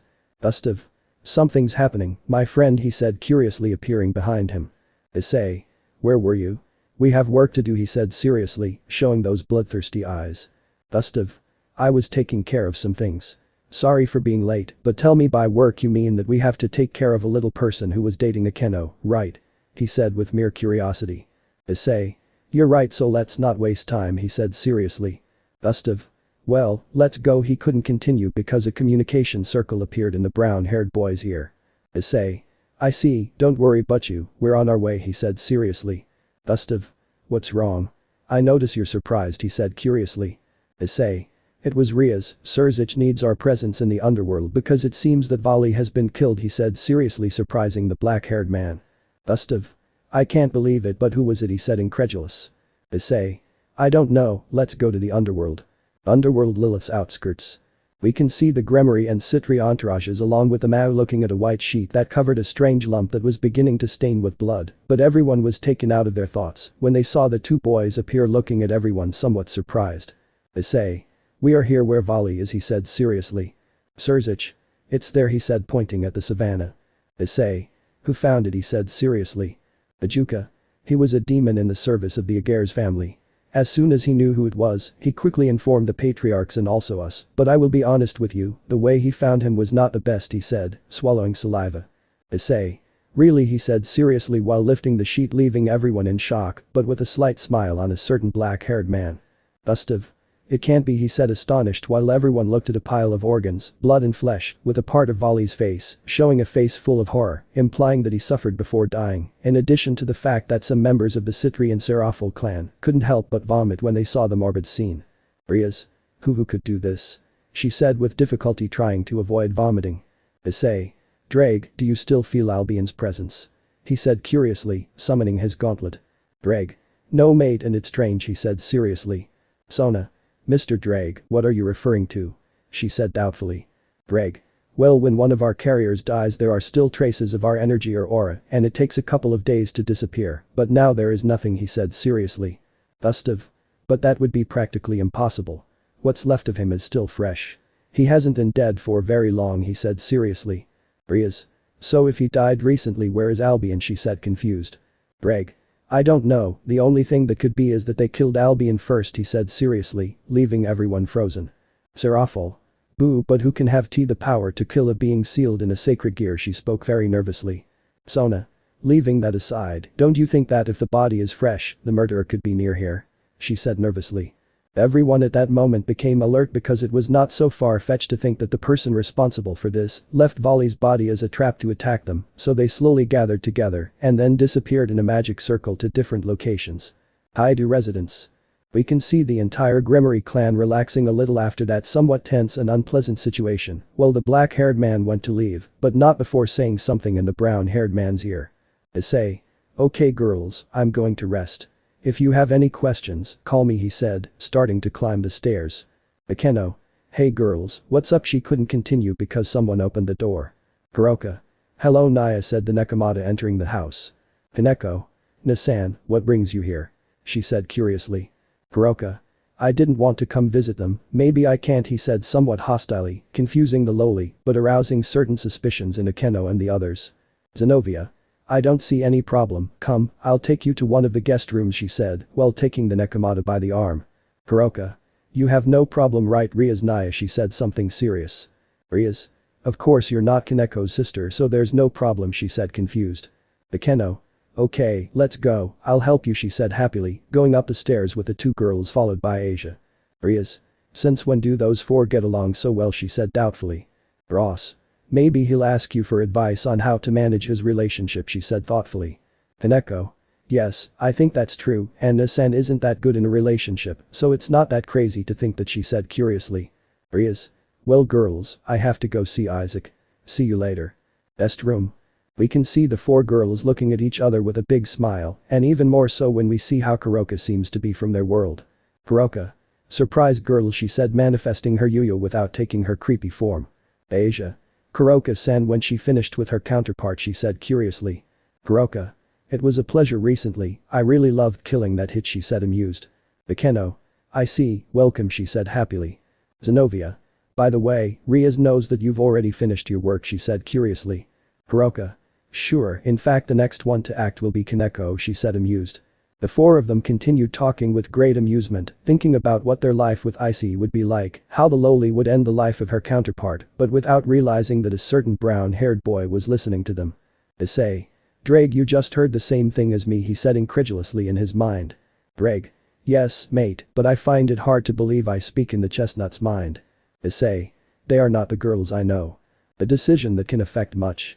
A strong storm hit the city of Ku, while on top of a building receiving the force of the weather we see a brown-haired boy who stared into the void, while his mind was a mess he couldn't believe what he had heard a few minutes ago, the girls he had lived with these last few days were beings from another dimension who murdered their versions of this world. Issei. I don't understand he said coldly while receiving the rain all over his being. Greg. I don't understand what's going on either, buddy. I never thought there were other versions of the girls he said, confused. Issei. So the women I loved are dead or at least some of them he said with his head down.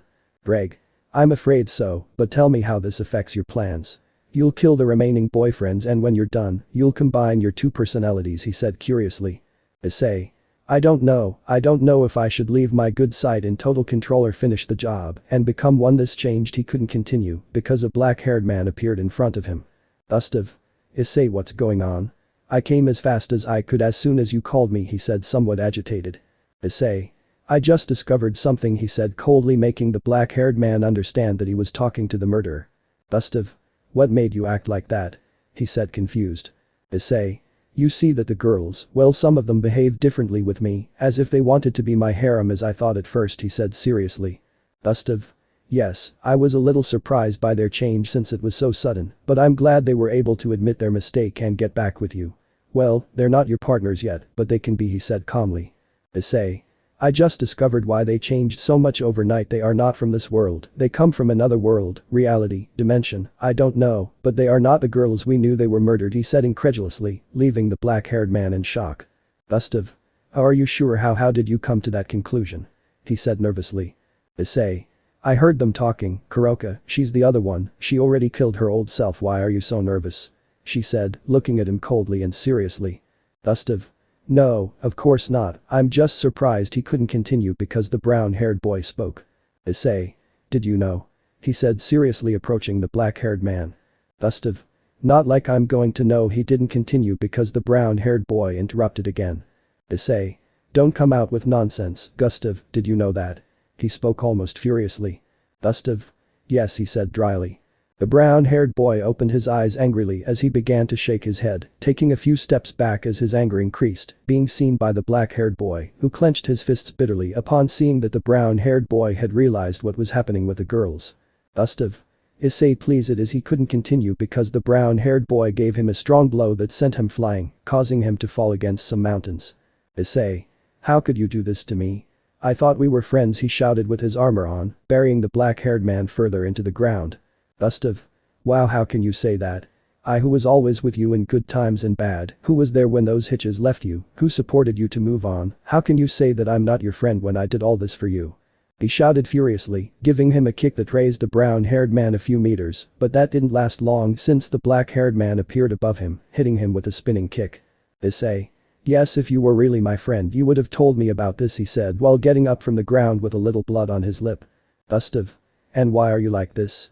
All they want is to be happy by your side. They truly love you, not like those hitches who only used you. He said angrily, wiping the blood from his nose. Issei. But I loved them, and he couldn't continue because the black-haired boy spoke. Gustave.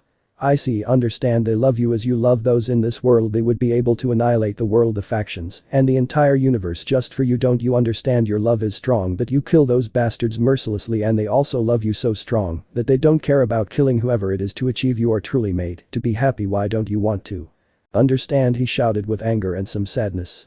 Issei. Really, he said looking away. Gustave. If they are not like the ones you know, they would never hurt you. Don't you see that they want to take the next step with you? They just have to wait to be complete, but you live with them daily. Akeno, Asia, Zenovia and now Kuroko would be in heaven if you asked them to be your partners, to be able to kiss you, hug you, walk with you hand in hand, and that's why I did it, because with them you can and deserve to be happy, a happiness that those boars took away from you, he said with some anger. Issei. I think I can give them a chance, he said looking at the sky while the rain hit his face. Dreg. Really, he said surprised from the booster gear. Issei. To be honest, Dreg, the truth is that when they were with me I felt very happy, he said calmly while staring at the black-haired boy who seemed a little surprised. Gustave. I'm glad you gave them a chance, he said with a big smile. Issei. Stop that stupid smile, hurry up, we have work to do, he said seriously. Gustave. What are you talking about, he said curiously. Issei. With the new Kuroko there are 2 idiots that we have to kill, he said seriously starting to fly. Gustave. If it's time to work. The next day. Streets of Ku. We can see an albino loli walking calmly after finishing a contract while sending messages to her boyfriend, talking about how they could have their first time, but something caught her attention when she saw her familiar at the bottom of an alley. Koneko2. Little one, what are you doing there? She said curiously, looking at the white cat who was just licking his hand. After a few seconds, she began to approach slowly, since the little feline seemed to not recognize her, or more like he hated her since he became defensive. Koneko2. Hey, what's wrong? It's me, why don't you pay attention to me? She said curiously. Kaneko. It's not your familiar, it's mine, she said appearing from the shadow. Koneko2 who couldn't continue because a rather large mallet hit her in the head, knocking her out. Kaneko. I hope you're ready to play. The suffering of the cat.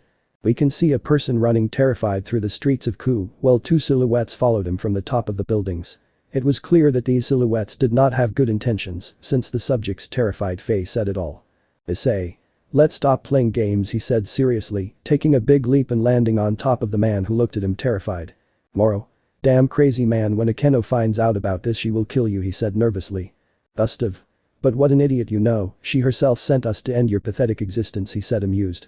Moro. It's a lie, she loves me, they hear it, she loves me, he said, upset. Issei. Torturing you no longer brings me satisfaction, I just want to see you dead, he said coldly, summoning Ascalon. Moro. What are you doing? No, he couldn't continue because the brown-haired boy decapitated him without mercy. Gustave. Subtle and effective, I like it, he said curiously as he watched the subject's head fall. Issei. I said it, I just wanted to see him dead, he said seriously, putting away his sword. Gustave. And now that both are dead we just have to wait for the next one, but for now what will you do, he said curiously. Issei. I'll leave it to my other self who is in charge of continuing to make girls fall in love with me, well the plan continues, he said calmly as he fell unconscious. Gustave. You could take the body out first before doing that, he said angrily as he lifted the brown-haired boy's body and disappeared into a magic circle. Haidu residence. We can see the boy appearing in the center of the room, drawing the attention of all the girls who were present. Akeno Issei screamed worriedly running to see him with her companions. Zenovia. But what happened to him? She said worriedly. Gustave. Let's say we met a pretty strong renegade and the idiot challenged me and told me how much I beat him with a headbutt and ran off causing the 2 of them to clash heads, and incredibly he won because the renegade fell dead, but Issei was unconscious, he said calmly but somewhat amused. Rias. He really did that, she said incredulously. Gustave. Yes, Gremory, he said coldly. Kuroka. So it was just a blow, she said, relieved like the others. Gustave. Yes, by the way, give him this when he wakes up, he said, taking out a packet of bills. Asia. But what about that, she said curiously. Gustave. Well, I win the bet. Who caves?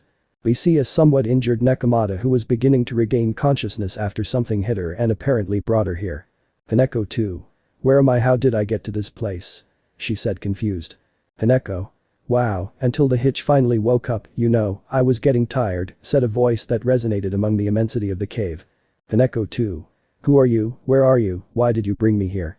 She said seriously, looking everywhere. Haneko. Oh, there are a lot of questions, but don't worry, I'll answer them all. Don't worry, she said, appreciating in front of the other Nekomata who looked incredulously at her other self. Haneko too. Boo, but couldn't continue because the albino spoke. Haneko. But you know, you're already boring me, that's why I'll finish you off quickly, she said seriously while taking her creepy form. Haneko too. What thing are you? She said terrified. Haneko. That doesn't matter, the only thing you should know is that I will take your life, she said, throwing a small ray of light that hit her counterpart in the head, who looked at her confused. Haneko too. What did you do to me? She said confused. Haneko. I just increased your sensitivity so we could have more fun, he said, appearing behind her, hitting her with his hammer. Haneko too. Puigma, damn, you don't believe me, she doesn't defend me. She couldn't continue because the albino grabbed her face. Haneko. I know you will defend yourself, but the real question is, will you be able to, she said, launching a powerful senjutsu attack. Haneko too. Ah, you are a damn hitch, you will pay for this, she said while her eyes were bleeding and she couldn't see anything. Haneko. You are pathetic, I can't believe it's you, she said calmly as she summoned a table and tied the Nekomata to it. Haneko too. What are you doing? She said frantically, trying to free herself. Haneko. It's just a little game you like, she said amused as she took out a strange device and placed one of the albino's fingers on it. Haneko too. No, please, I beg you, leave. Ah, she screamed in horror as the girl activated the device, ripping off the nail in one fell swoop. Haneko. See, it's very funny, she said while pulling out a few more nails. Haneko too. Why are you doing this? And I didn't do anything to you for you to do this to me, she said, trembling from the pain. Haneko. No, you didn't do anything to me, but to Issei-senpai, me, dear Issei, the man who gave us his love and was always with us and helped us accept ourselves as we are. You hurt him, you rejected him, and that is unforgivable, she said angrily, crushing one of his hands with a mallet. Aoneko to Abu, but senpai, he accepted our decision and he couldn't continue because his counterpart kicked him in the mouth. Haneko. I don't want to hear excuses, I just want to hear you scream, she said while removing all of her clothes from the waist down. Haneko too. What are you doing? She said, upset, starting to shake herself violently. Haneko. With your sensitivity at its maximum, I imagined it would be fun to play with this stick, she said, taking out a piece of wood 70 centimeters long and 15 centimeters thick and beginning to insert it into the Nekomata's rectum, who began to scream in horror. Haneko too. Ah, take it out, please, I beg you, take it out, he screamed with all his might while writhing frantically while bleeding from how roughly the girl grabbed him. Haneko. Just a little push is missing, she said seriously, holding her mallet and connecting a brutal blow to the stick, making it enter with force, passing through the albino since the stick was stuck in the loli's abdomen.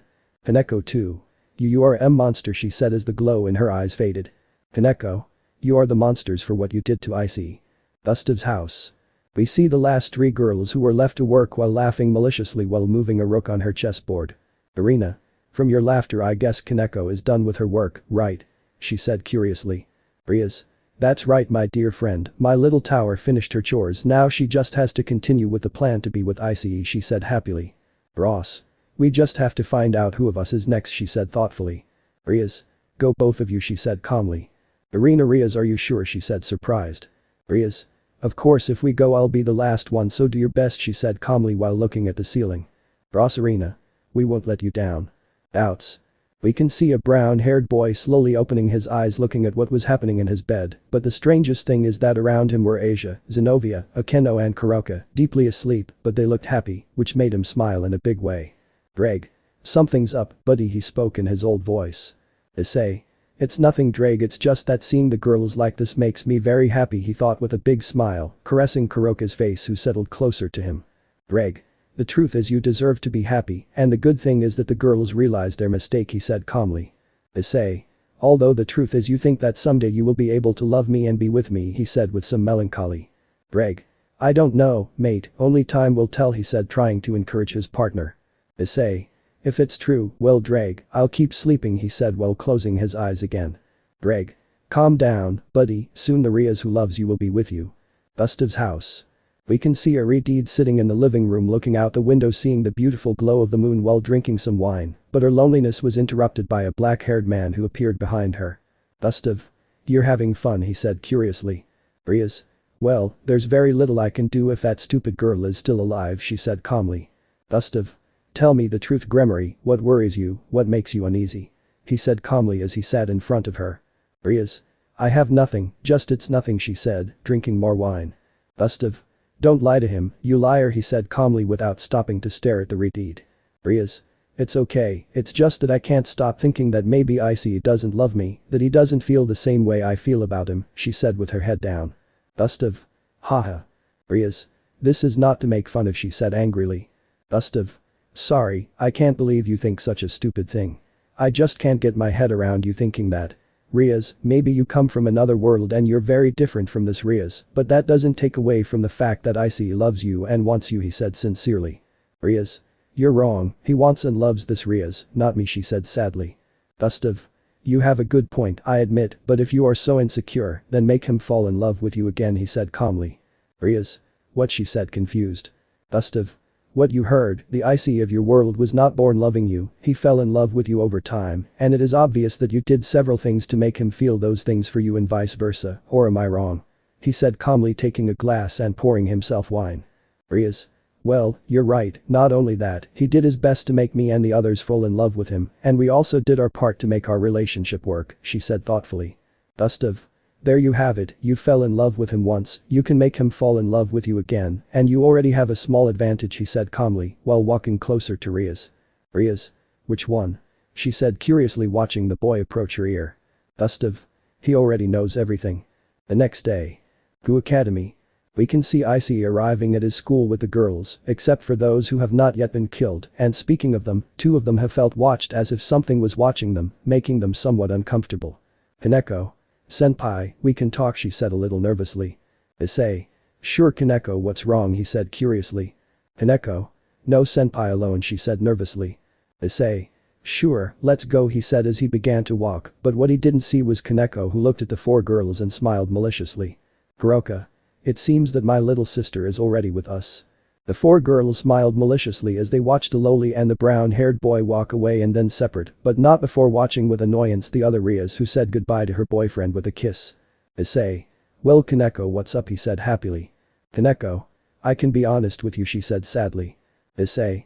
Yes, of course, Kaneko, you know you can count on me he said with concern when he saw the state of the albino. Kaneko. Well what happens is that Mark broke up with me she said sadly as she began to cry. Issei. Why? He said confused as his eye began to twitch. Kaneko. We just saw each other and he told me that I wasn't good enough for him, that I was just a bored she said while bringing her hands to her face. Issei. Calm down, Kaneko, calm down, that idiot doesn't know what he's talking about he said while hugging the lowly and comforting her. Kaneko. It's true that I'm not what he says she said with sadness. Issei. Of course not, you are much more of a woman than many girls in the world, and without the need to have great gifts, I have already told you before, you are perfect in your own way he said as they separated, and he looked at her fondly. Kaneko. Senpai she said happily kissing the brown-haired boy without warning. Issei stood still at the sudden kiss from the lowly who quickly moved away blushing heavily as she shook her head slightly, while the brown-haired boy had a small smile. Kaneko. Sorry senpai, I didn't want to she couldn't continue because Iseei grabbed her face. Issei. Don't worry, I liked it. Meanwhile we can see how Rias entered the teacher's classroom getting ready to give his classes, but he was surprised to see how strange the room looked since there was a powerful red light that made it difficult to see. Rias too. But how strange is it that who did it he couldn't continue because he began dodging an attack from a chainsaw that came out of nowhere. I like you so much, we're going to have fun said a voice. Rias too. Who the hell are you, why are you attacking me? She said nervously watching as she began to see a strange woman with grayish skin and a black torn nurse's outfit, but the most disturbing thing was that parts of her body were cooked. Rias. Let's play bunny. While this was happening, Irina entered the bathroom to do her business while she was sitting on the toilet, she could see how a person entered the place while singing a song. Irina. Your sins will be judged by me, death, chaos and fear are your punishment, you will beg, you will cry when your death comes, I'm sorry I can't save you, you have to be judged. She hummed the song repeatedly, while her counterpart felt somewhat nervous. Irina too. What kind of sick person sings those songs? She said nervously. Irina. Ready to be judged Irina. The evil of purity 1-2. We see a silver-haired girl slowly opening her eyes as she looked into a dimly lit place where she could only see some medical devices, implying that she was in a doctor's office or hospital. ROSS2. Where the hell am I? Who brought me here? He said angrily, looking everywhere. Ross. You're very hysterical, you should relax, said a voice in the darkness. ROSS2. Who are you, damn it, show yourself, she said seriously. Ross. You really don't know who I am, but we just met recently, he said seriously. ROSS2. What, you're a damn psychopath dressed as a nurse, she screams upset. Ross. I see you already remembered, she said seriously as she came out of the darkness dragging her chainsaw. ROSS2. Let me go, you don't know the trouble you've got into, she screams furiously. Ross. Really, I just brought you here for a little medical checkup, he said with amusement, turning on his chainsaw. ROSS2. What are you going to do? Mountains outside Ku. We can see a brunette who was getting up holding her head as she felt like she had been hit with something very strong, while she looked around seeing how in front of her there was what looked like the remains of a church and between them was the table where the priest was giving mass, but it was strange since there was a strange figure standing on top of the table and with the light of the moon. And the crystals, it looked like an angel. Irina2. Who are you? She said confused. Irina. Oh, I see you're already awake, said a girl with a very soft voice. Irina2. You didn't answer my question, she said seriously. Irina. Hey, calm down, don't get upset, I don't want to hurt you, a strange being came here and left you, I'll take care of you, she said calmly. Irina2. And you could see what it was, she said seriously. Irina. No, the truth is that I could only see that it was a somewhat rough and somewhat large creature, she said curiously. Irina2. Well, thank you, she said more calmly, turning around. Irina. You don't have to thank, she said seriously, while some strange threads appeared and pierced the brunette, trapping her. Irina2. Hey, what the hell is wrong with you, she screams nervously. Irina. Well, I want to see how pure you are, she said while taking out a sword. Irina2. That. Abandoned hospital. We see a totally hysterical Ross because the psychopathic nurse had just cut off her legs and sewed them back together while she could only scream since she was tied with strange magic chains. ROSS2. Damn crazy woman, he said with a lot of pain. Ross. Oh come on, you look amazing now, your feet match your brain, she said playfully. ROSS2. You are sick and insane, when my mistress comes you will suffer. He could not continue because the nurse hit him in the face. Ross. Silence, you stupid hitch, when your pathetic mistress discovers what happened to you it will be too late and we will soon send her to hell with you, he said, holding her face and looking at her madly. ROSS2. Puig, I don't believe you at all, stupid, and you will soon pay, she said angrily. Ross. You know, it's really fun to understand human anatomy to the point of knowing what is useful for the body and what isn't, she said seriously while invoking a magic circle. ROSS2. What the hell are you, AI? The silver-haired girl started screaming as she felt like something in her body was going to explode. Ross. You like that, it was just the spleen, a somewhat useless organ, but you don't know how much pain it can cause, she said amused. ROSS2. What the kind of monster you are, he said with a lot of pain. Ross. One of those who loves to have fun, how about we continue with the appendix, he said, creating another magic circle. ROSS2. Ah, please stop, I beg you, he screamed in great pain while tears came out of his eyes. Ross. Why should I stop if this is so much fun? He said happily. ROSS2. Why is she doing this? He said as his vision blurred and the image of the nurse began to change, taking on her appearance. Ross. You seem confused, she said calmly while smiling maliciously. ROSS2. That's your plan, get rid of me and take my place, he said tiredly.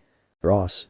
No, well yes, but in part you wanted to know why I do this. No, well, let's say that I am you but from another dimension, a dimension where our beloved Iseei died because of some bastards, and now we come to this world and we find out that you damn hitches had the nerve to reject the most perfect man of all, she said, furiously charging her arm with magical power, giving him a strong blow to the face. ROSS2. What's wrong with you? I accept our decision, and my boyfriend is a very kind and loving man. He couldn't continue because Ross hit him twice more with quite a bit of fury. Ross. Your boyfriend is good kind ha ha ha ha ha ha poor stupid girl, if only you knew that imbecile is a womanizer, he even flirted with Yusaka-sama, but to his little misfortune Gustave was present, and you don't know how much pleasure it will give me when that imbecile is killed by him he said seriously invoking 2 more magic circles, causing 2 things inside the body of his copy to explode. ROSS2AHHHHTH that's a lie, he could never do that he said with some anger. Ross. Believe what you want, I don't care, you just have to know that you will leave this world he said seriously as he turned around. ROSS2. Are you stupid? Sooner or later they will find me and you will suffer the consequences he couldn't continue because his entire body exploded leaving a large pool of blood with some viscera. Ross. Who said they would find you? Streets of Ku. We see the brown-haired boy jumping between the buildings being followed by a black-haired boy who seemed to be a little tired, but that didn't stop him from keeping up with the brown-haired boy who looked quite serious and very upset. Gustave. I'm curious, tell me who we're going for this time he said seriously. Issei. Let's go for that idiot Alex he said seriously. Gustave. Kaneko's boyfriend, interesting, I wonder what happened for you to get like that he said seriously. Issei. Nothing, just that idiot messed with my pretty Kohai and I will not forgive him for that he said seriously, increasing his pace. Gustave. Well, let's go he said seriously, following the chestnut's new rhythm.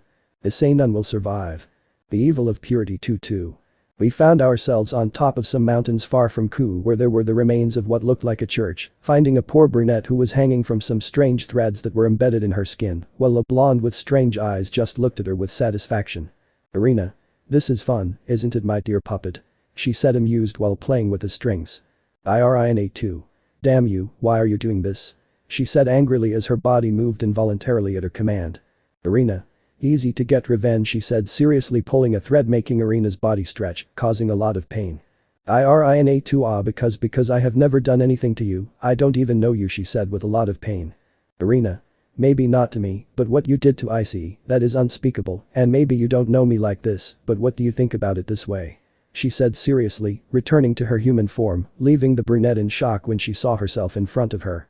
Irina2. This is not possible how are you me she said in shock. Irina. Maybe we look alike, but I'm not like you at all. I'm not an ungrateful bore who abandons the perfect man like a bucking lot she said angrily, while pulling the strings making her fingers or her own legs move in irrational ways than they normally do. Irina2. Hey, I don't know what's wrong with you I see, even though he's my best friend, he and I don't work as a couple she couldn't continue because her counterpart moved a string causing all the fingers on her left hand to break. Irina. Silence I can't believe you say that I thought that myself in this world would be the same as me and that I would love Iseei-kun deeply like me I even felt sorry for you sniff, but now that I know that you are a damn bore I won't regret taking you to death sniff she screamed with great pain and resentment while shedding tears. Irina2. Myself from this world you come from another world she said incredulously. Irina. We are not here to talk about my hitch, show me your wings she said seriously. Irina2. What do you want to see he couldn't finish speaking because Irina broke the fingers of his other hand. Irina. I don't want gossip, show me she said in a cold voice. Irina2. Okay, look, they're white, showing that I love my no, she couldn't continue because Irina gave a slight movement to her head, making her see her wings that were now black, but it wasn't a showy black or anything like that, it was an ugly swampy black. Irina. It's not true, you fell she said seriously. Irina2. No this can't be possible how could I fall no you did something to me what you did to my wings, she screams upset. Irina. I didn't do anything, this is just your reality, you betrayed my beloved Iseei for a simple human, and this is your punishment, and you know you deserve it, because if you had been with him, you would have wings like these she said seriously taking out her snow-white wings with a very beautiful shine. Irina2. No, this can't be you are a monster because you haven't fallen because tell me she said completely crazy. Irina. Easy because I am not a disgusting sinner and although killing someone is a sin, Michael-sama knows that it is the right thing to do, that is why I will never fall she said while placing her hands in a prayer shape. Irina2. No, it's not true, you're lying she said out of her mind. Irina. You see everything that your stupidity can cause she said seriously while moving the strings breaking the arms and legs, causing the brunette to scream. Irina2 please Michael-sama help me, God please I ask for your support in this difficult situation, she screamed in great pain while tears came out of her face. Irina. Before I finish I want you to tell me why they did this to Iseei she said in a cold voice while a small tear came out of her face. Irina2. You want the truth, well I don't know. I simply thought the same as everyone else, that Iseei wasn't making progress in the relationship and that he would never take the first step, she said in a calm voice, but with a lost look. Irina. I see how wrong you were, she said seriously, giving a small pull to a thread causing her counterpart's head to turn 180 degrees, breaking her neck and killing her instantly. After the death of her counterpart, Irina created a magic circle, launching a powerful flame, charring her counterpart's entire body, and after a few seconds she saw a very beautiful necklace in the shape of a dragon, while remembering the chestnut from her world. Flashback. Issei. Irina, do you have a moment? He said, calling the brunette out of the club. Irina. Yes, I see, what's happening? She said curiously. Issei. Well, these last few days the girls have started talking about what our life together would be like, and I know it's very difficult for you to hear about intimacy and sexual relations without falling into those thoughts, he said, somewhat embarrassed by what he was talking about. Irina. Issei, don't worry, I can keep my mind free of sin and avoid falling, she said happily. Issei. Yes, you are very strong, but I don't want to see you fall. I'm not saying that you wouldn't look beautiful like a fallen angel. You could even be as beautiful as Akeno, but I'm getting off topic. I want to give you this, he said, taking out the necklace. Irina. Thank you very much, Iseei, it's very cute, she said happily while turning around for Iseei to put it on her. Issei. And not only is it cute, Azazel-sensei and Michael-sama worked hard to create it, and this necklace will prevent you from falling, he said with a smile, surprising the brunette. Irina. Issei, you're serious, she said incredulously. Issei. Of course I know that you love being an angel, and that's why I did this to always have my beautiful little dove, he said happily. Irina. Issei, I love you, she said, giving him a kiss. Issei. I love you too. Then flashback. Irina. Thank you, Iseei, I will never fall for you. To forest. We can see a brown-haired man saying goodbye to a black-haired man who was taking a body to destroy it and leave no evidence, while Iseei leaned against a tree and his gauntlet appeared, hearing Drake's voice. Drake. How long will you last with the deception, he said seriously. Issei. I don't know what you're talking about, he said seriously. Drake. Don't make the stupid lie of the Iseei with two personalities when you will tell Gustave that you and I are from the same dimension as Rias and the others, he said seriously. Issei. It's not time yet, no one should know that the Issei and Drake of this world are dead, he said seriously. Drake. You should be prepared in case something doesn't go according to plan, he said seriously. Issei. Everything will be known when I'm finally with my girls. The truth comes to light. We see a brown-haired man sitting on top of a building looking into nothingness while talking to his partner and friend Drake, but their conversation did not last long as a strange portal opened in front of him, revealing an apocalyptic panorama, and face to face stood a black being with a terrifying appearance, but the brown-haired man did not care. Zalgo. Time has passed, don't you believe it, Iseei, he said amused. Issei. Yes, I think so. I see that you had fun in our world, he said seriously. Zalgo. Hey, you can't blame me for anything, we made a deal, remember? He said seriously. Issei. Yes, I already know, send me to another world so I can continue living, and you would send my girls to this world so they can be with me, it has already changed, you would rule our dimension if I don't forget, he said seriously. Zalgo. Well, tell me what life is like in that world, how did you decide between yourself and the Drake of that world, and the most important thing is how are the girls doing, he said curiously. Issei. Well, I'm not complaining, life here is excellent, the only thing that bothered me was the presence of those hitches, but with the help of my girls, that's about to end, and as for my other self, well, I didn't have to make much effort, the poor boy died slowly from the fall, Dragon and Drake, like his good companion, died with him. Although it made me sad to see him die alone without anyone to accompany him, but I swear on his name that those hitches and especially this Rias Gremory will suffer for what she did to him, he said seriously. Zalgo. I see, it seems great to me and I'll leave you.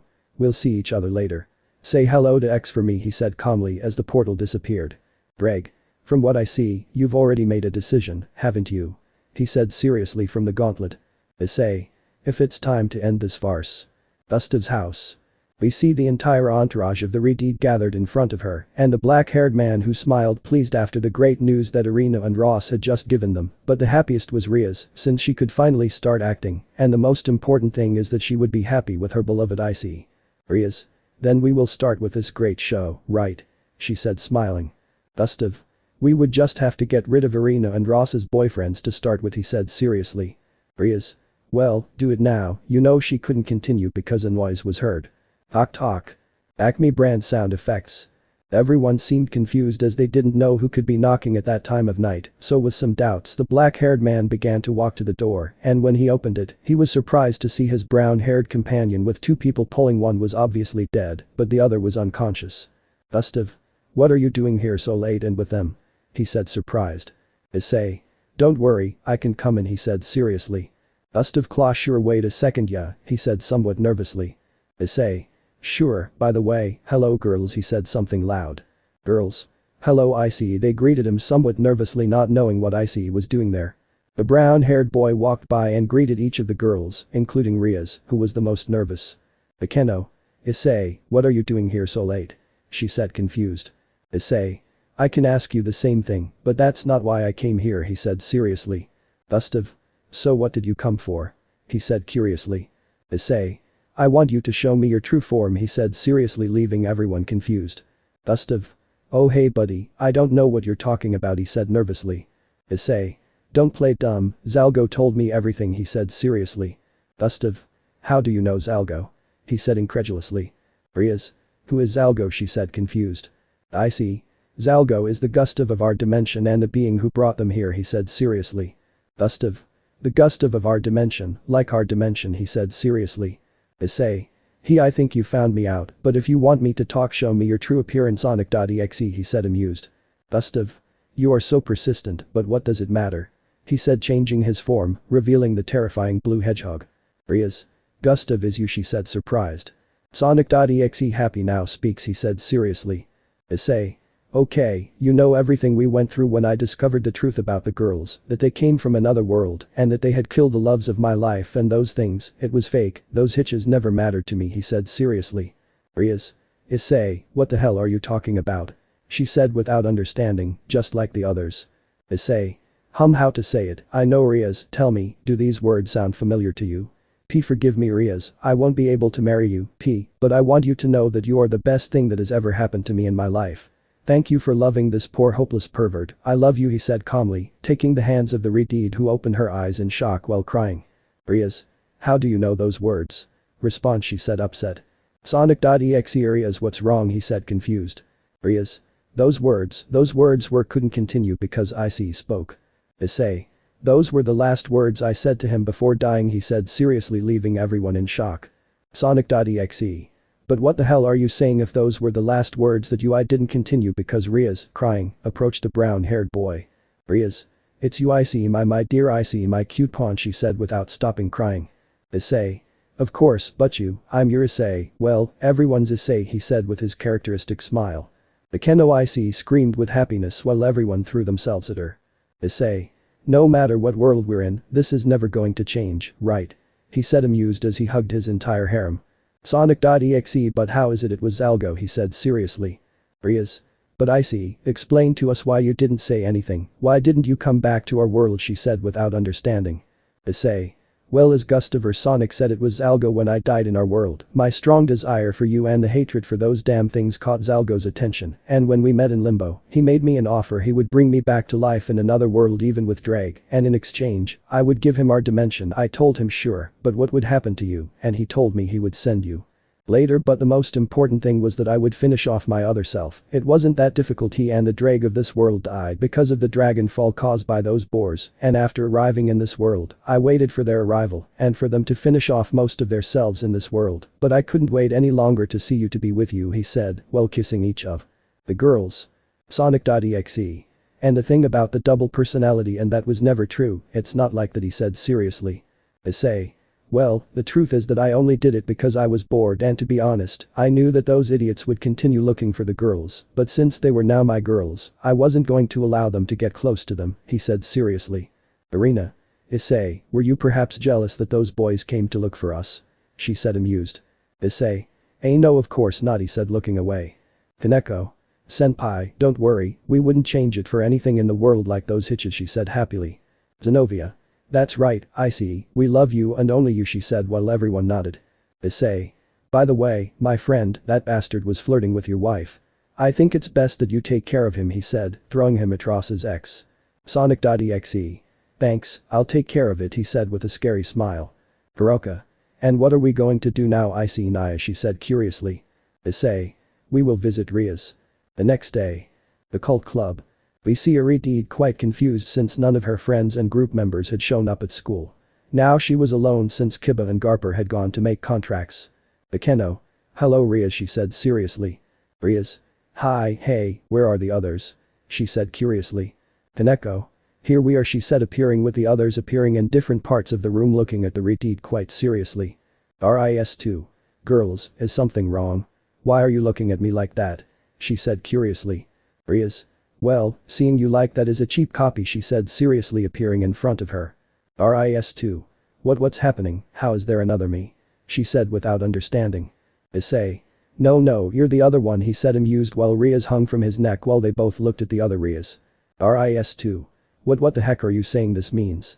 She said nervously. Rias. Nothing, we'll just have a little fun. The crimson agony begins.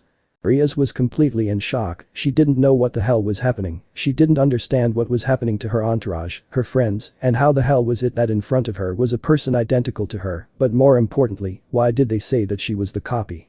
Ris2. What kind of joke is this? She said confused. Kaneko. It's not a stupid joke, she said seriously, appearing in front of her, giving her a strong punch in the abdomen. Ris2 ko Kaneko, why she said as she fell to her knees, bringing her hands to her abdomen. Akeno. Keep quiet, damn hit, she said angrily, attacking her with a lightning bolt, hitting her full on. Rias. I think we should put this on you, she said amused, placing a stamp on it. Ris2. What is this, she said hurt. Rias. A small seal so that you can't use magic and so you can't escape, he said while looking at her coldly. Ris2. Iseei, please help me, please, you told me that you would always protect me because you love me. She couldn't continue because she received a strong blow to the face, causing bleeding from her mouth and nose. Rias. How dare you, you're a damn hypocrite, how to use something like love for your convenience, you're despicable, now I pity you, now if not, I will kill you, she screamed furiously, throwing another punch to his face. Issei. Oh Rias, how could you fall any lower? Maybe if it were the other Issei would have run to your aid, it's a pity he died a long time ago, he said seriously. Ris2. What do you mean Issei died, she said incredulously. Rias. I will give you everything, all of us you see here before you, each and every one of us come from another world since the Issei of our world had died. That is what we thought, and a capricious being promised us all to come to a new world to be with Issei, but we were surprised that the Issei who was in this world was our Issei, and the one who had died was the one from this world who sadly died because of you damn fourth-rate bores. How was it possible that you changed the perfect man for a bunch of good-for-nothing imbeciles, he said, while placing a knife on the Iseei's face. Ris2. No, of course not, all of this is a damn lie. Do you hear me? That's a lie. None of this is real, she screams completely upset. Rias. Wait, there's more, we haven't gotten to the best part. You know it would be very problematic if in the same world there were two relatively equal people, so to speak. That's why our mission here was to kill each and every one of you so that you wouldn't get in the way and so we could make our lives happy with the man we love. And as you can see, only you are missing. All your hitch friends are now dead, she said madly as she and all the girls took their creepy forms. Ris2. I'm not going to believe you, no, this is a lie, she said trying to stay calm. Gustave.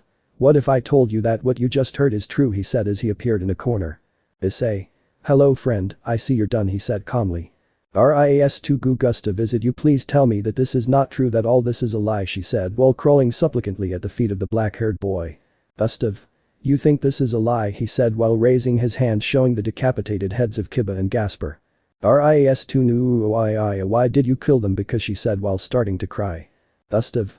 Hey, that hurts you, but they're not the only ones, he said, showing the head of a green-haired boy who had a face of absolute terror. Rias Isaac no, she screamed in despair while hugging the head of her now deceased boyfriend. Issei. It seems like you enjoyed it, he said calmly. Gustave. What can I say, I was inspired, he said amused. Ris2. You all are damn monsters, screams upset. Rias. Calm down, this is just beginning. Underworld Gremory Castle. We see Surzich reunited with his parents who seemed quite confused, and even more so when seeing the face of his eldest son, who had an annoyed but at the same time confused expression. Zeoticus. Well son, why did you call us in such a sudden way? He said curiously. Surzich. I really don't know how to tell you this because I really don't know what the hell he's doing or why he did it, he said seriously. Then Alana. But son, what's going on? She said somewhat distressed. Surzich. Rias, she just sent me this, he said, revealing a box containing various types of wedding invitations. Zeoticus. But what the hell is going on with that girl? She knows very well that we will never accept that stupid relationship with that insignificant human, he said with annoyance. Then Alana. Don't even think that we will go to your stupid wedding with that human, she said, very angry. Surzich. That's what has me most confused. If I get upset about the invitations, but he also sent me a note that says, Nai-sama, could you, along with dad and mom, help me choose the invitations for my wedding with Issei, he said while showing the paper. Then Alana. What did you say? She screamed in astonishment. Zeoticus. But what the hell does this mean, he said without understanding what his daughter was doing. Surzich. I don't know, this is very confusing. The cult club. Rias2 as she screamed in horror while being cut multiple times by Irina's sword. Rias. Yes, keep screaming, your whimpers are a real pleasure for me, he said while holding her face. Akeno. It's my turn, she said with her sadistic tone while stretching her tentacles, burying them in multiple points, making her shudder with pain. Ris2. All of you will rot in hell, she said, completely upset. Ross. You know what all the boars in your entourage said, and you think they all ended up dead, he said, snapping his fingers, exploding something internally in laughter. Gustave. Hey, would you let me try something? He said calmly. Issei. What do you have planned? He said curiously while everyone looked at the boy. Gustave. Let's say I want you to see the show, he said as he approached the poor Redeed, bumping foreheads. Ris2 oh no, please make me stop, please stop, she screams upset. Rias. What did you do to her? She said curiously, seeing the girl completely upset. Gustave. Let's say I used my powers to extract the memories of each of the girls at the time, of how their selves in this world were tortured and killed, and I replicated all that suffering and made Rias live it, he said amused. Issei. You're a sick bastard, he said amused, bumping his fists with the black-haired man. Gustave. Thank you, one of my gifts, but well, I have to go. I have to go to Kyoto to see some of the arrangements for the wedding. You already know the women. If you arrive late, they will kill you. Bye, have fun, he said as he left the club. Rias. Well, now it's just us and you, she said looking madly at her counterpart. Issei. Let's have fun without holding back.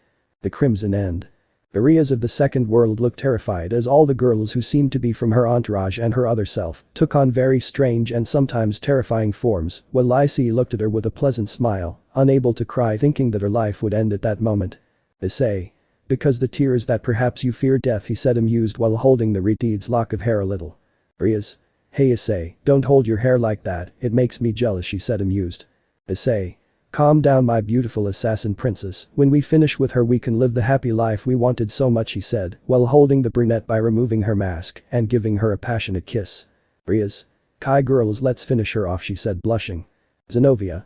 I'm going first, she said excitedly, taking out her whip with holy water, hitting the Redeed's face causing her to start bleeding. Irina. My turn, she said as she stabbed the Redeed's leg with her sword, nailing her to the chair she was on. Ross. You caused this suffering because of your own stupidity, he said seriously, while taking out his chainsaw and cutting off the leg that Irina left free. Ris2 ah, please stop this, I'll leave, you'll never know about me, but please let me live, she said desperately. Kaneko. Do you think we'll let you go after the stupid things you caused?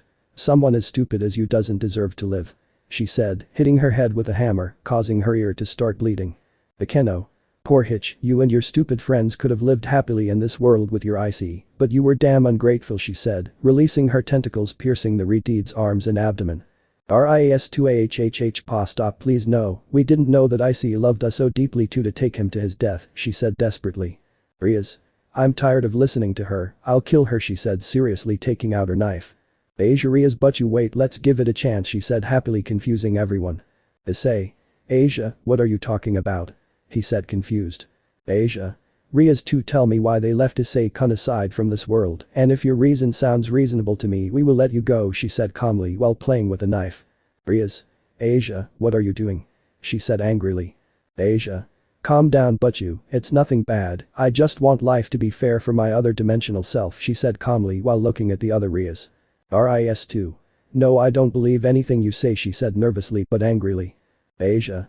Trust me, look, I'm not crossing my fingers now because you don't tell us why you and your companions pushed Iseei aside, she said curiously while showing her hands. Ris2. Because he didn't seem to have any interest in having a relationship with us, she said looking away. Asia. Since I don't understand you, could you explain yourself better? She said curiously. Ris2. I can't explain that better, I see, every time we tried to go further and take the next step, he refused and we ended up getting frustrated and preferred to look for love with other people, she said seriously. Asia. I understand now, yes, I understand. You are a huge stupid hitch, she screamed furiously as she stabbed the knife into the Retide's eye, causing her to scream in horror. Rias2 but why if it's logical he didn't show us the love we thought he had for us, he screamed while looking at the girl with his only eye, while Asia dropped the other one and crushed it. Asia? You stupid hitch, have you ever talked to Iseei? It never crossed his mind that Iseei was scared because of what happened with that damn hitch Rainer. They thought about it, they did it, she said furiously as she began to stab the Retide's abdomen multiple times. Rias? That clears everything up, she said seriously, while Asia used her sacred gear to heal the stab wound she had just given to the girl, to make her live a little longer. Issei. You see Rias too, your Issei had the same problem as me, I still had a small trauma with Rainer, the only difference is that my girls, instead of looking for men like hitches in heat, they decided to talk to me, showing me their support and telling me that they would wait for me as long as necessary to heal my heart, and that's why we're happy now. Well, we just need to finish the job with you, he said seriously. Rias. Thanks to the fact that we now know the reason, I see that they are more stupid than we thought, and showing that they did not love Iseei as you said, otherwise you would have waited the necessary time to be able to be happy with him, she said seriously, while she put her hand in the Retide's mouth, taking out her tongue and cutting it with her knife. Issei.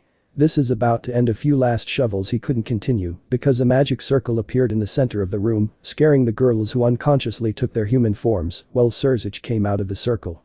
Surzich. Rias, I want to talk to what's happening. He said in shock seeing two Rias, but one of them seriously injured. Rias2 Lisan Adelos Miran lateral, she spoke as she could, but due to the lack of language she was not allowed. Rias.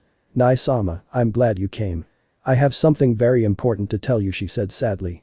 Surzich. Rias, what's happening? I don't understand anything. Why there are two of you, he said nervously. Rias. Oh Nai-sama, that Rias Sniff is a damn imposter who impersonated me synth to kill Iseei, she said with tears. Surzich. What the hell are you talking about? He said hysterically. Rias. Yes, she is a clone created by Rizavam but was used by Vali, along with Kiba, Gasper, Arthur and Biku to kill Iseei, because they have always been envious of him. Vali attacked me and used a mind control spell on Akeno and the others so that they would have boyfriends and unleash a curse on Iseei to kill him when he was weak, but luckily Gustave discovered it and that's why he killed Vali, he said with tears while hugging his brother. Surzich. This can't be, he said confused while looking at the other Rias who shook her head. Issei. Surzich, I'm afraid to tell you that it's true, you don't know it, but the girls started acting weird from one moment to the next, and that was very strange, so Gustave and Drake began to investigate, and Gustave discovered about Ria's clone, and how Vali used it to kill me. Then Drake found a powerful spell on the girls who were not Rias, and with a lot of effort managed to break it, he said seriously. Drake. I attest to that, Vali Lucifer. I even regret to say that the spell they used on the girls had side effects and they also did it to several young ladies. Could you show them, he said seriously, while the girls slowly took their creepypasta forms. Rias. They turned us into monsters, she said while hugging her brother, crying tighter, but without her brother seeing her she laughed. Issei. To me they are still just as beautiful, he said calmly while playing along with the girls. Surzich. I can't believe it, but now I understand why you changed to Iseei out of nowhere. Vali is a bastard, he said angrily. Rias. Yes, and well, no, we didn't want you to see this aberration, and that's why I sent you the invitations, so you'd be busy because we want to have our wedding as soon as possible, she said a little more happily. Surzich. I'm glad to hear that, but first we must take care of this aberration, he said in a cold voice releasing his power of destruction. Rias. Let me help you, she said happily as they both launched an attack together while the other Rias moved desperately. Issei. This madness is over, he said seriously. Rias. If now we can be happy. Be happy. 3 weeks later. We could see all the leaders of each faction along with the Gremory patriarchs, Ross's grandmother and the Gremory clan staring at Biku, Gasper, Arthur and Kiba chained and extremely injured while Iseei looked at them amused. Surzich. After what was declared by the Gremory entourage, the new leader of the Yokai Gustave and the Red Dragon Emperor Drake are declared guilty of the crimes of treason, manipulation and attempted murder of the pillar of the factions. Hyoudou Issei, he said coldly looking at the four who only opened their eyes in terror. The Fae. I never thought you would go so far, brother, she said with tears while being comforted by Kuroka. Kiba. Damn, what did you tell them about us? He screamed with hatred while looking at the brown-haired boy. Issei. You know, it hurts me that someone I considered more than a friend betrayed me like that, he said with sadness while covering his face with his arm. Drake. Ha ha ha ha ha, I can't believe all this turned out perfectly, he said, dying of laughter. Kiba. Damn you 1,000 times, damn you or nothing, but a damn pervert, he shouted with hatred while the leaders looked at the four with contempt. Gustave. I will not allow any more insults to the pillar of the factions, he said seriously, launching a wave of energy that left the blonde almost dead, being calmed by his wife and daughter. Surzich. You are right, we must not let them continue living as their sentence will be the death penalty given by Securitate himself, he said coldly, as the brown-haired boy began to walk to where the boys were summoning Ascalon. Issei. If only they had been better people, he said amused as he decapitated Biku and Arthur going to where Gasper was. Asperat Hyoudou, he said weakly, so that Issei later split him in half. Issei. What's happening? You finally feel fear, he said calmly while looking at the scared blonde, unable to move. Hiba. Who are you? He said while the brown-haired boy showed a bloodthirsty look. Issei. You know, when your gaze goes from anger to despair, it's a real pleasure for me, he said in the blonde's hatred. Hiba. What are you? He couldn't continue because Iseei decapitated him with a quick slash. Issei. I'm done, he said with pain for having killed his friends. Rias. Calm down, Iseei, it wasn't your fault, she said sadly, trying to cheer up the brown-haired boy. Auden. Well then, brat, tell us what will happen now regarding the girls of the Grimmery clan, and you said the old man rubbing his beard. Issei. Well, after everything that happened, we have realized that a new enemy can appear at any moment, and that is why we have decided to take advantage of the time of peace that we will have, and he could not continue because the girls spoke.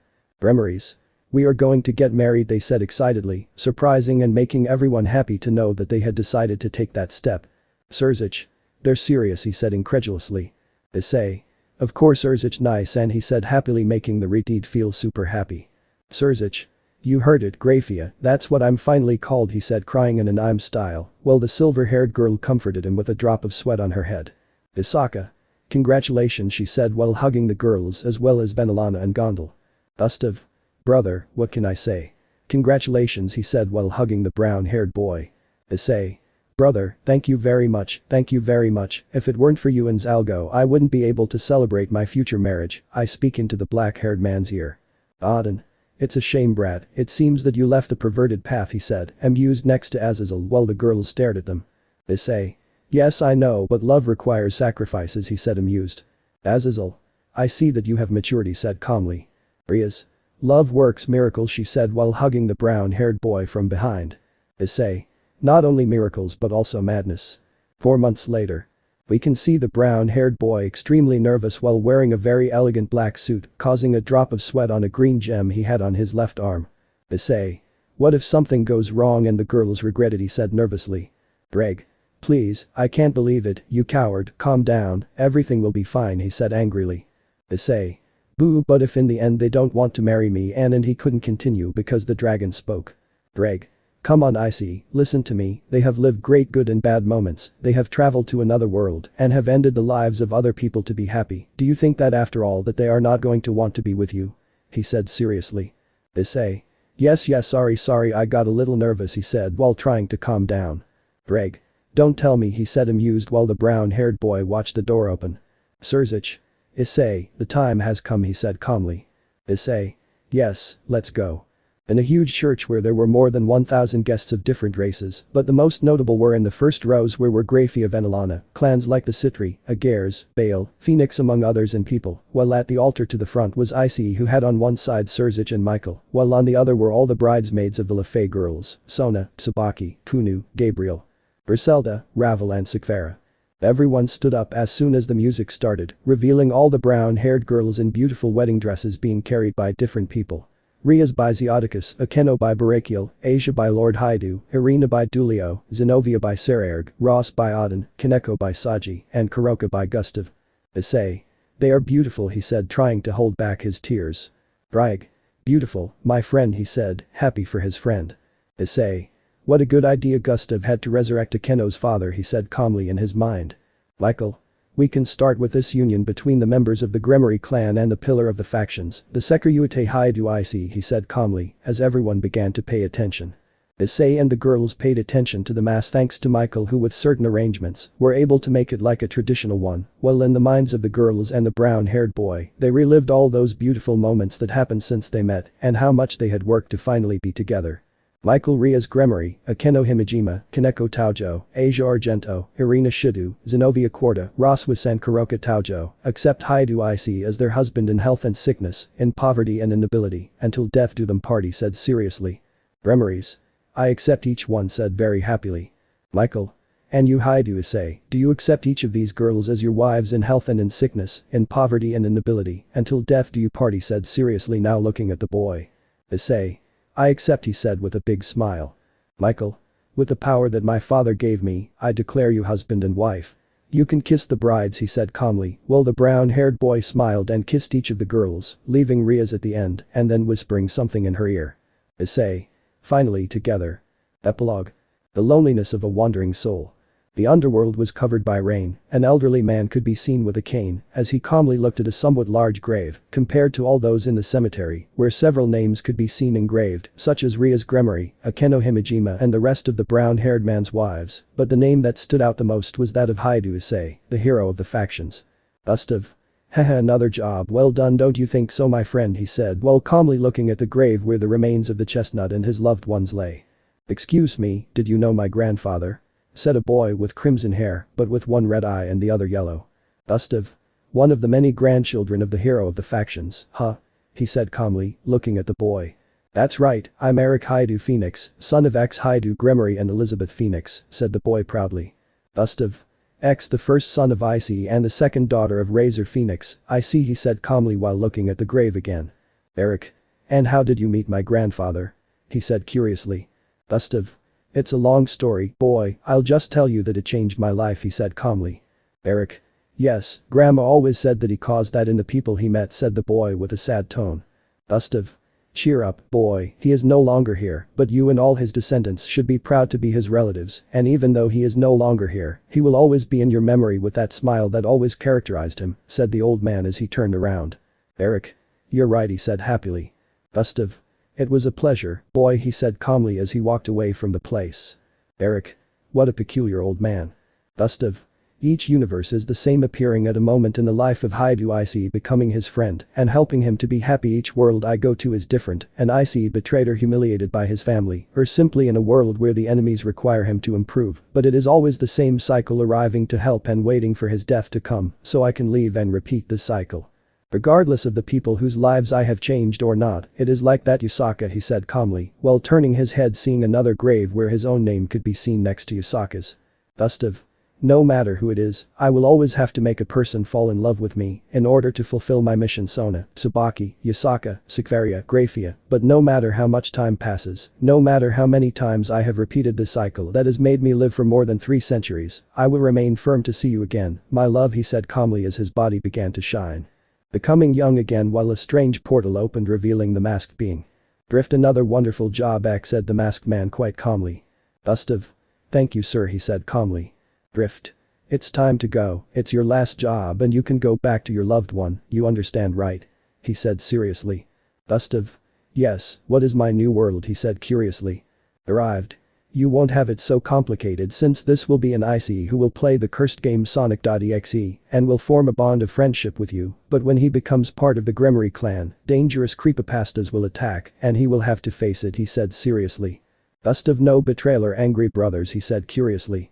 Drift. None of that, you only have one mission, which is, he said seriously. Gustave. Make Issei happy. Let me know in the comments below if you guys want the next part. Also check out my other video that has been shown and left. Thank you for watching. If you enjoyed this video, please like and share this video. And have a fantastic day. Bye.